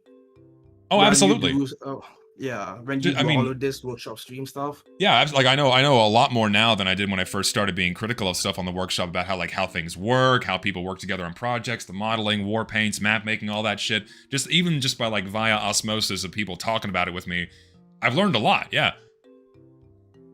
That's interesting. I'm just curious. That's all because sometimes you need to be critical on things, which it's always a good thing. Whenever I make stuff, I usually try to listen to all sides, not just from people who have done it years ago, maybe like from other people who have rare cosmetics or have like a keen eye. Yeah, that's a healthy way of doing it. Yeah. And so whenever I watch the stream, I usually have it in the background. If I'm awake, if I'm not, I usually have the VOD open just to see what's going on. What's going on, basically. Yeah. Yeah. No, yeah, like definitely over the years, I've learned a lot more about like what goes into making items and content for Team Fortress 2 in general, and that's helped me improve the criticisms that I give. At least I think they have. Yeah. I think from what I've watched so far, I think you have improved. I feel like it. Well, that's the idea anyway. Be a shame if I didn't. Yeah. So like, okay. So no, go ahead. Oh yeah, go on. No, I was gonna pick your brain. So, because I know you've been making items for quite some time now. As things and people have become more critical about what's being accepted into the game and what have you. I don't know about you, but have you noticed a significant uptick in quality of things on the workshop? Because that's what I've noticed too. Is like for a time things hit a slump really hard, and then over the last few years, I've noticed like a lot more people, not only new people, but people who've been around for a long time, really ramping up the quality of what they're making. Oh yeah. I've seen an uptick of like, not necessarily like quality stuff, but also like, you know, things that are like, you know, people really want to have it for.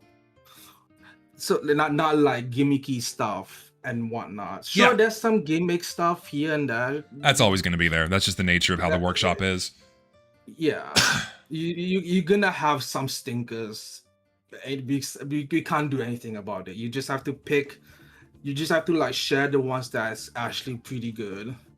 And No, if yeah, of you course. feel like, and if you feel like you wanna give critique or criticism to the stinkers, you can do that. You know, I've seen some newer people making stuff, and you know, I always look into the comments just out of curiosity, and you know, people give tips in here, criticism, which is good, which is way better than before. Before it was, holy shit, the comments were like, Oh, well, the comments used to be terrible or non-existent, right? And that Exactly, and that really is that's like one really big frustrating thing with the workshop, is that like a lot of people don't know how to improve if they're not getting any kind of feedback. And if you're not inside of a Discord group or with other people giving you tips or pointers, you know, and having to rely on people to go out of their way to do that, like how else are you going to get feedback on what you make other than putting it on the workshop, even if it's your first item, and then just being at the mercy of public Yeah. comments, right? That is Yeah, ultimately scary. And that's what I like to encourage with my workshop streams is like, you know, give criticism, don't be an ass about it. But like, you know, because I used to be way more harsh and be an ass, you know, like, this fucking sucks, you know, but like I still do if something really does fucking suck. But like, you know, you can be hard, you can be critical, don't be an ass about it. But leave that constructive criticism for someone who's like being new, because you know that they'll improve. And like so many people have over the years, right? Because I've had a lot of new guys making war paints and shit, especially war paints, because like war paints is like because like I'm like the fucking skin guy, who've come and they start out making a skin, and like they've gotten really good based on feedback that's been given from a lot of people that have been like either directly or indirectly guided to looking at this stuff from my streams. So it's cool to see that like the tonal shift around comments has become a lot more constructive over the years. oh yeah, for sure. I think your internet cut out. It did. Whenever you hear the robotic dying voice, then you know the internet has cut out. That shit never took. That never. No, he's back. He's back. Hello. Oh, hello. Welcome yeah, back. Discord just dead. Yeah, Discord just died for some reason. Yeah, that's Discord for you. God, I love Discord. Yeah. So wholesome. Anyway,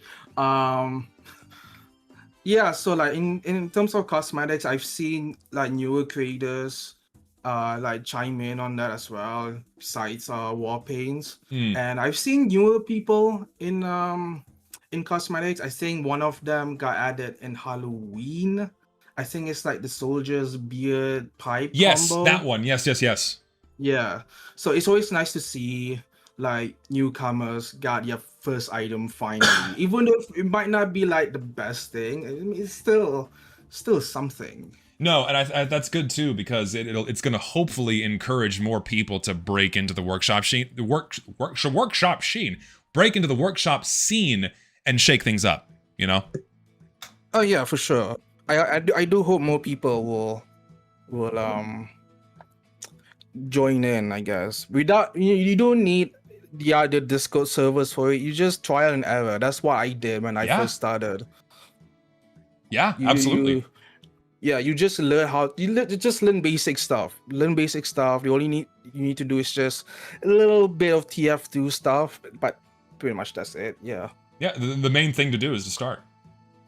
Yeah, exactly. If you're not gonna start, then you'll never know. Yeah. Oh my god, hold on, I gotta fucking cough again. Jesus Christ. It's because I've been talking for 3 hours, so it's getting worse. Ugh. Yeah. Sorry about that. I get that. Oh, it's all good. Anyway, anything else on the mind, brain? Casual stuff. I mean, I tried casual recently. My God, yeah, it got worse. And Yeah. I live in Asia, which is like I so don't have sorry. I don't have community servers that I can be like, yeah, I can play, and then it's like 200, 300 ping, and hope to God there's no ping limit that's gonna kick me out. I am so sorry. You're in like one of the worst regions for playing, man. Oh God. Oh yeah.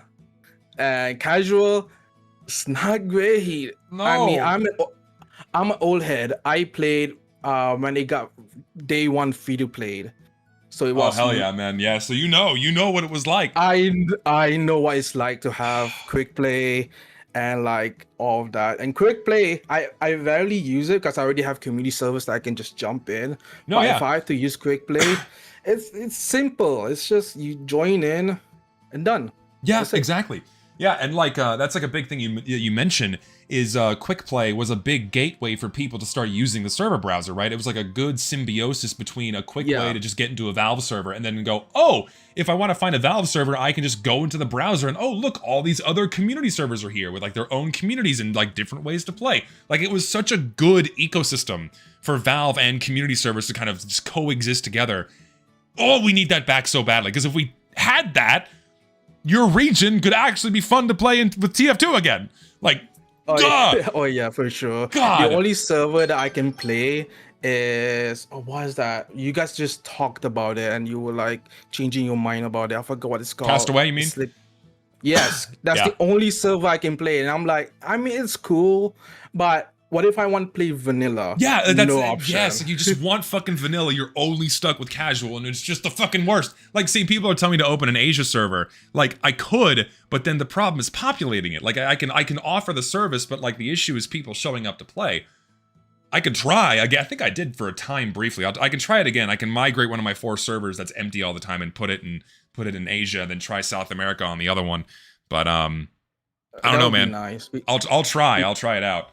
Yeah, because that's like what? That's Castaway and that's Uncletopia, and I don't think Uncletopia has an Asia server anymore, as far Shit. as I remember. I guess there's a hole that I can So- fill there. I'll see if I can't get one of my servers migrated over to an Asia region. Yeah, that would be nice. I'm Actually. actually going to make a note about that right here. Hold on. Asia/South America server migration. All right, to go back to the workshop, I'm curious on another thing. Have you ever thought on making concepts? Like, if you have like an idea, maybe like you want someone to model it for you. Yeah, I've had a few over the years. I've floated a couple of ideas towards people that it never really went anywhere. Like I had a cosmetic set that was for Sniper that was based off, Clint Eastwood's Get Up and The Good, the Bad, and the Ugly. I had a couple of helmet ideas for Soldier. I am not a good artist. I can barely doodle. For me, it's like I grab a picture and then like I talk them through what I'm thinking with the picture. But beyond that, I haven't dabbled too much in concepts. And then I had a few ideas with war paints that I either laid off to John T or someone else to kind of bring to fruition. But that's kind of where it stopped for me. I see. I mean, it's better than just nothing, because giving ideas and giving like a whole like storyboard, not necessarily storyboard, but like a board of like pictures and ideas and whatnot. I think that's better than just trying to draw. I mean, you can try and draw badly. You can still try to. Like, I've tried. I've tried. It does not turn out well.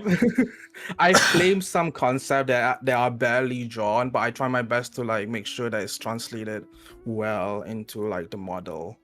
No, yeah, I'd imagine so long as you like get the gist, then you can really get like a good base going, then kind of iteratively improve it from there.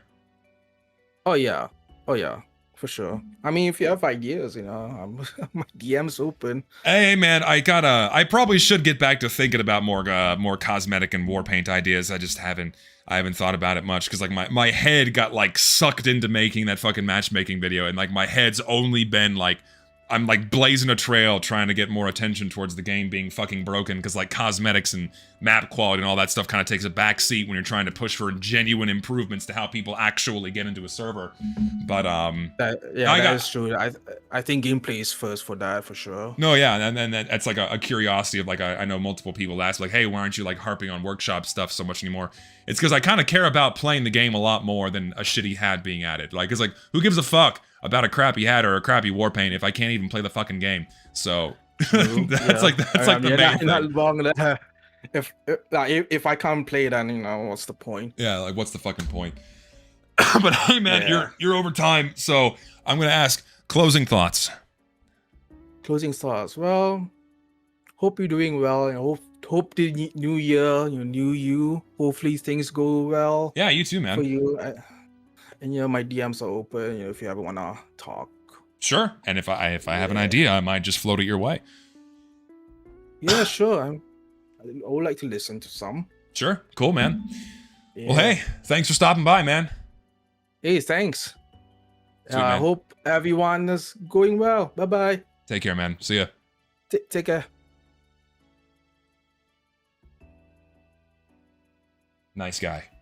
We got a good nice guy streak going here. A good nice guy streak.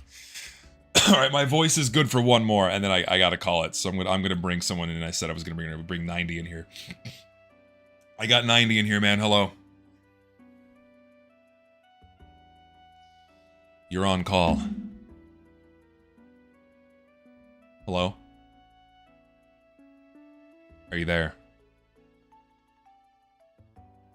Shit, can you hear me? Can you hear me? Hey, there he is. Hello. Oh, like, holy fuck. Hi, hey. I don't know how my mic was muted by accident. Oh my god. Welcome. I've been waiting here for quite a while. No, I'm sorry about that. other people too, and I feel bad that I can't get to everybody because I'd be here all fucking night. So no, it's calm. It's fine. I do feel like I was kind of begging it as well for a little while. No, you're good, man. What's up? I'm good. I don't know, it's probably a little bit shaky, so it's like a bit of stage fright, I guess. But no, you're good, man. It's funny because I know, like, I think Tadeo mentioned, because he was the one vouching for me. Yeah. A little while ago. I think it was like a month or two ago that I actually DM'd you at one point on Steam, or like something like that, suggesting basically a stream like this. Not actually realizing that you've done call-in streams before.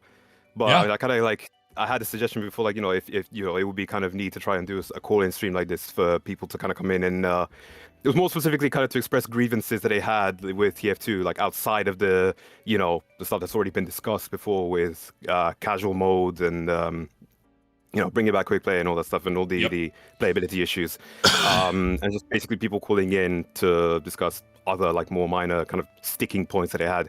Yeah, it seems like half of this stream has already been kind of doing that, but also like a lot of people have also come in with a lot of like other really cool discussions, which I actually wish I could like add on to. There was like that's like the point of these streams is like it doesn't have to be strictly Team Fortress 2. It can be about whatever the heck you guys want. There are like so many topics were brought up just then, which I wish I could like add on to, but it's like I probably would be running over time. Well, it's all about making the best of the time, so. Yeah. I mean, where do I start? I mean, fire away. Oh God! All right. Shit. No, you're good. You're good, man. Don't worry. This was one thing. Like I said, you mentioned at one point, right? First of all, I mean, going back to the point about suggesting a stream. You mentioned that sort of contingent in your viewers, right? Of old heads who've kind of been playing the game for so long, but have since moved on for a long while, doing all the other stuff, playing all sorts and I've kind of been in the same boat myself. I've been playing literally anything for a long while except for TF2. Even though TF2 was one of the games that I grew up with, I've like spent a lot of my formative years here. I've built relations, friendships with people in like secondary school, that sort of thing over this game. Yeah. But I've since kind of moved on. But the thing is, now one of the things I enjoy doing a lot, like on Steam, like with my library, and I know I've made this point before, I've kind of talked about it ad nauseum at this point, even on a super chat long ago. I like to go for like full completion in games, like in terms of achievements, right? That sort of thing. It's a kind of a fun thing to do. Like, kind of encourages me to go through my backlog, and also just kind of getting rid of stuff that was already in progress for so long. And TF2 was one of those games where I tried to go for that, right? And I also tried to do it. Quote unquote legit, basically, like, you know, not going for things like, you know, the automatic unlocker, stuff like that. Like I all of the stuff I do are like hundreds of games where I try to do that without resorting to stuff like external stuff like cheat engine, SAM, what have you, right? Yeah, of course. Everything kind of in game means all farming legit. is okay. Like farming is like acceptable as well. Sure, because like, you're not like, using cheats or something, yeah. Yeah, like not even like you know, exploiting a bug in game like can be okay sometimes. Oh, yeah. Like, to me, that if it's in the game, that doesn't count. Yeah, you can use it. Yeah. Exactly. In-game games are fine. Like external cheats are not. That's kind of the rule that like most, like, you know, completionists use on Steam have. Yeah. That's the main thing. Now TF2 was one of those games which I wanted to get out of the way, and I thought, you know, and it is like most of the achievements are actually obtainable after a while. But the problem is, TF2. Someone is actually already pointing it out in chat. 100% TF2 is actually painful. It is, but because it's like some achievements aren't possible anymore. Yeah, I was gonna say like the achievement. Some of the achievements that you can get are already kind of bad enough, but a couple of them are flat out broken. As in, you literally cannot unlock them at all. There are 4 achievements still stuck in the game that are to do with the replay system and with the and the replay system is fucking broken. Yeah, it's not just the fact that the replay system itself is like vestigial, right? It's been there for years, and like no work has been done into it ever since it was introduced for like the original Saxes, when apparently it was still for SFM. Yeah. No, it was for replays before it turned into SFM. It wasn't just the fact that the replay system was unmaintained, but the web integration for YouTube. It was using I think it was using an old web API for YouTube that had been deprecated and completely removed. Yeah. For like a decade. Yeah. Like we're talking an API like version 1 or 2, an API that old that it was still using like XML for its response data instead of like JSON that most people use. And this is probably like old, you know, a foreign language, but you get the point. Like it was very old and it had to be removed. And TF2 still refers to those endpoints. It's still trying to connect to those, and it's not getting any data. So even if you had a replay that long ago you uploaded to YouTube, the game would not be able to pull any stats for it again. Yeah. And you basically be stuck with that.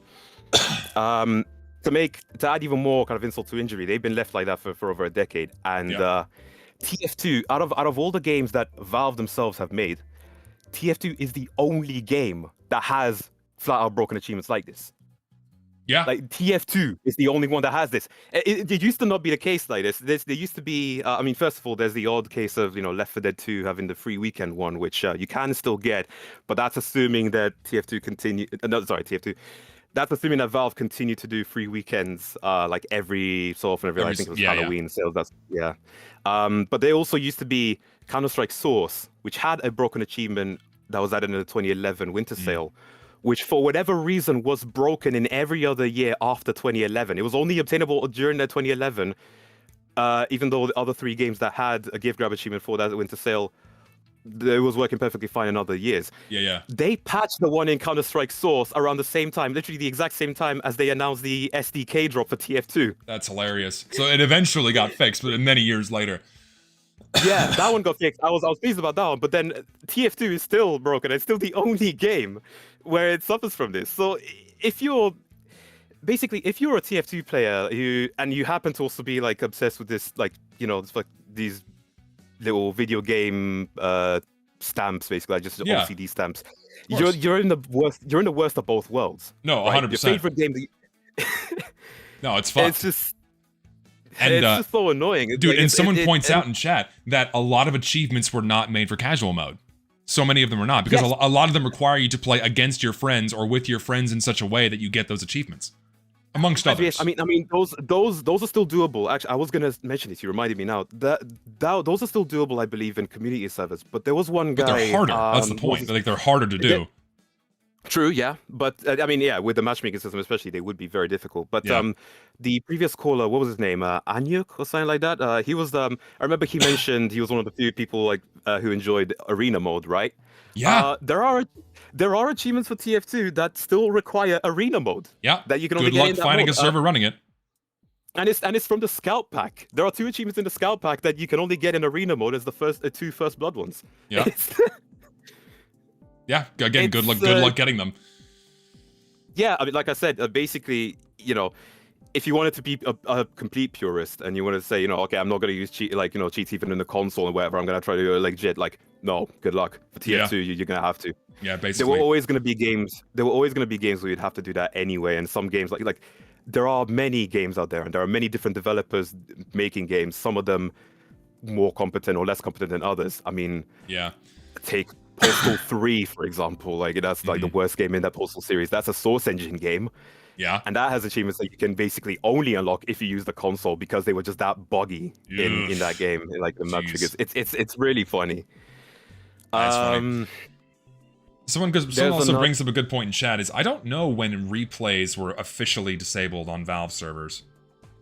It was probably way before my time because admittedly, I mean, I said earlier, mentioning a point about old heads. I started playing TF2 in about 2013. 2013 was when I actually made You're an my old Steam head. account. I'm like, dude, like for me, I consider you an old head if you played before Meet Your Match in any capacity. Like you're an old head if you started playing day 1 Meet Your Match. It's been fucking 10 years. That's like the crazy part, you know. But Yeah. like for me, a true old head is someone that experienced the game before it's in shitification with Meet Your Match. So you're an old head. Yeah. I consider you one. I appreciate it, man. That's that far cry from what would have been considered one back, like closer to back then. But before it had to be like you had to be an 07 or an 08 player.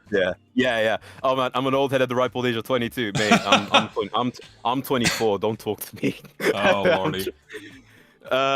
Yeah, no, it is quite mad. There was another thing I think that someone else had brought up a couple of callers ago. Actually, no, wasn't it when Lucid was here? Lucid, I think, brought up the case. You two were talking about Minecraft at one point as another one of those games that kind of fell off.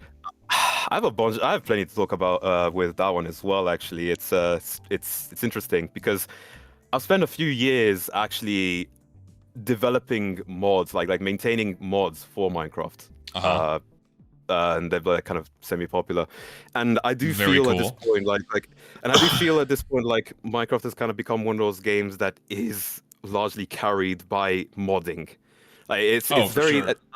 I cannot sit down and really bring myself to play a vanilla game anymore because I just get bored of it very easily, especially in the layer versions where Mojang is in terms of content. First of all, I'll give credit to Mojang that they are actually on the technical side of things. They are actually doing a lot of improvement that would help out modders a lot. Yeah. Like under the hood, there some of the changes they made are actually really great. They've been really nice to work with in the modding ecosystem.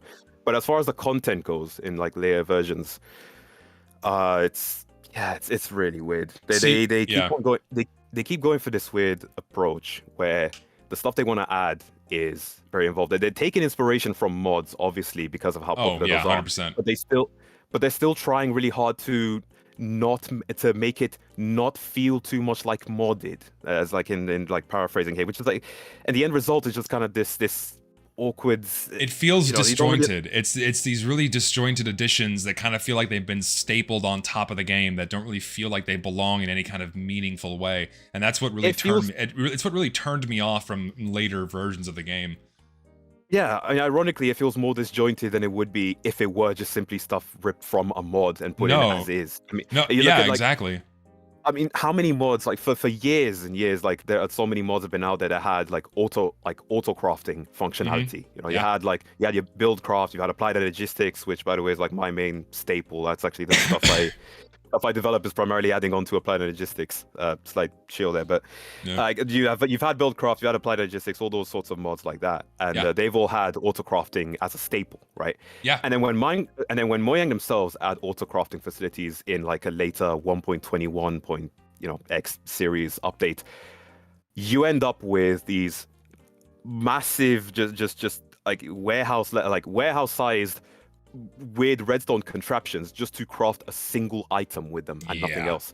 Like it's the worst of both worlds. Yeah, pretty much. Like you know, props to you if you're one of them redstone people. That's just cool. It is a very interesting discipline. It's really I always think it's cool. People make some wild shit with redstone that never ceases to amaze me.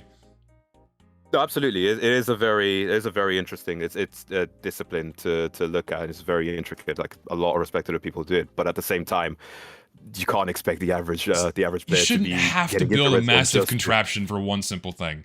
Yeah. to automatically craft one thing. Yeah. It's no, yeah, and that's why I always return to mods too. Is it's always a better experience for me, and for me, a big thing that I dislike about modern Minecraft is the pacing is so different. It's I go back to mods that intentionally slow down the pacing of the game, like mods that remove sprint, mods that adjust how like hunger behaves or outright remove hunger altogether. Yeah. Those kinds of things. Yeah. Because it going back to old and thank God, that's one thing I'll give Mojang props for, is you can go back and play any old version of the game that you want. Like if I just want to go back and play, you know, beta 1.7.3, which is what I probably poured the most amount of time into, I can just go do that whenever I want. And you can go as far. Yeah, sorry, I'll let you finish. No, and then so many other older mods have older versions that you can go back and mod an old version of the game. Like I did that recently with a Planetoids mod, like so I can go back and have some nostalgia that I had back in 2012. You know, all of those things are really cool. But it's just a shame that the stock version of the game has become so bloated that you have to go so far out of your way to achieve what I consider to be a better experience. But that's just me. Yeah, I mean, you can go as far back as to download like pre-development, like alpha, or even like in-dev versions of Minecraft through their. I think it was their official launcher as well that provided it. That you know, it's pretty cool. Gotta give them credit for that, especially, sure. And also then you got like CurseForge still hosting old versions for mods like that. Dude, CurseForge is a fucking godsend when it comes to that. I love it. Yeah. I mean, that's largely where most people go to, also because they're the ones providing the main, you know, bit of revenue for mod developers at the moment. I think actually just now they announced like immediately before release, like they've immediately partnered up with Hytale to provide modding like from day one when that does release. Wow, that's awesome. And I'm quite excited for that. I did pre-order that. I'm kind of looking forward to see how that goes, what their modding toolkit is like. That's dope. Hey man, you're over time, so yes. It's all good, man. But closing thoughts. Closing thoughts. I mean, honestly, I've been a relatively like recent viewer compared to a lot of the other people here for your streams, but and you've been chill, man. You've been chill on my Discord, good conversations in there. I was gonna say like I felt honestly just at home ever since I kind of got involved. I'm really just kind of happy. I'm really glad that you've kind of had me on board. In general, like it's just been a lot of fun. Very chill and welcome presence, man. And two more things as well, as far as the chocolate thing is concerned. I mean, you mentioned Rittersport, you know, the German ones. I pointed out in the chat that they were German. I mean, have you ever tried anything at all with like salted caramel in it? Because that is the one thing I will. Huh? Yes, I fucking love salted caramel. Yes, salted caramel's the boss. I love that. The big chunky sea salt on top. Ooh. Yes, no, it's even better like in ice cream. Like you get like a pot 100%. You get a top of Häagen-Dazs and it's like you leave one of them next to me, like the whole thing will be empty in like 5 minutes. It is a dastardly temptation. It'll suck me in. Oh. Yes. And also one thing, and I do apologize for this. No, you're good. When Catherine, when that girl Catherine was on the call at one point, I think she was reading out some of the jokes in the chat, and she read out at one point the Hurricane Katrina as a joke. That was me. Yeah, that was a good one. Apologies for that one. It was all in good fun. But of course, it's all good. All right. Well, thank you for having me on, and thank you. It's been a very fun stream. This was great. Huge shout out to everyone. This is huge great, shout out man. to everyone who's been huge shout out to everyone who's been talking here already so far, and this you should do one of these again. Like, for sure. I'll definitely start doing these a lot more frequently than I used to, because these are fun. All right, man. You take care. You too. Have a good day. Peace out, man. Peace.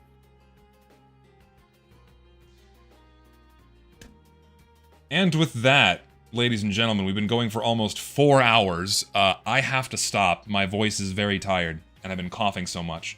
Also, nice guy. Not going to break the streak. Nice guy. Nice guy. Good times. I am definitely gonna be doing these more often again because I forgot how fun these are. I got a lot of good conversations in today, a lot of nice people coming, a lot of nice guys coming by. And I missed a donation or two, I'm sorry. Can I get in the call after the gentleman, please? I'm sorry, I'm just seeing this now. Do I solemnly swear that you will drink the milk, the whole milk, and nothing but the milk? On rare occasion, maybe. Maybe I'll do it. So, thank you all for hanging out. Thank you all for the chit-chat. It was a good time. I am going to be apparently on UFR on Sunday, so pay attention to announcements in the Discord for that. UFR on Sunday, and then I'm going to be on Gary's stream on Sunday, so there's that too. The second channel video talking about Counter-Strike is going to be out next week. It's about a third of the way done. I'm going to get that done as quickly as possible. And yeah, I think that's about it. So thank you all for watching. Thank you for hanging out. And I will see all of you very soon. Y'all take care.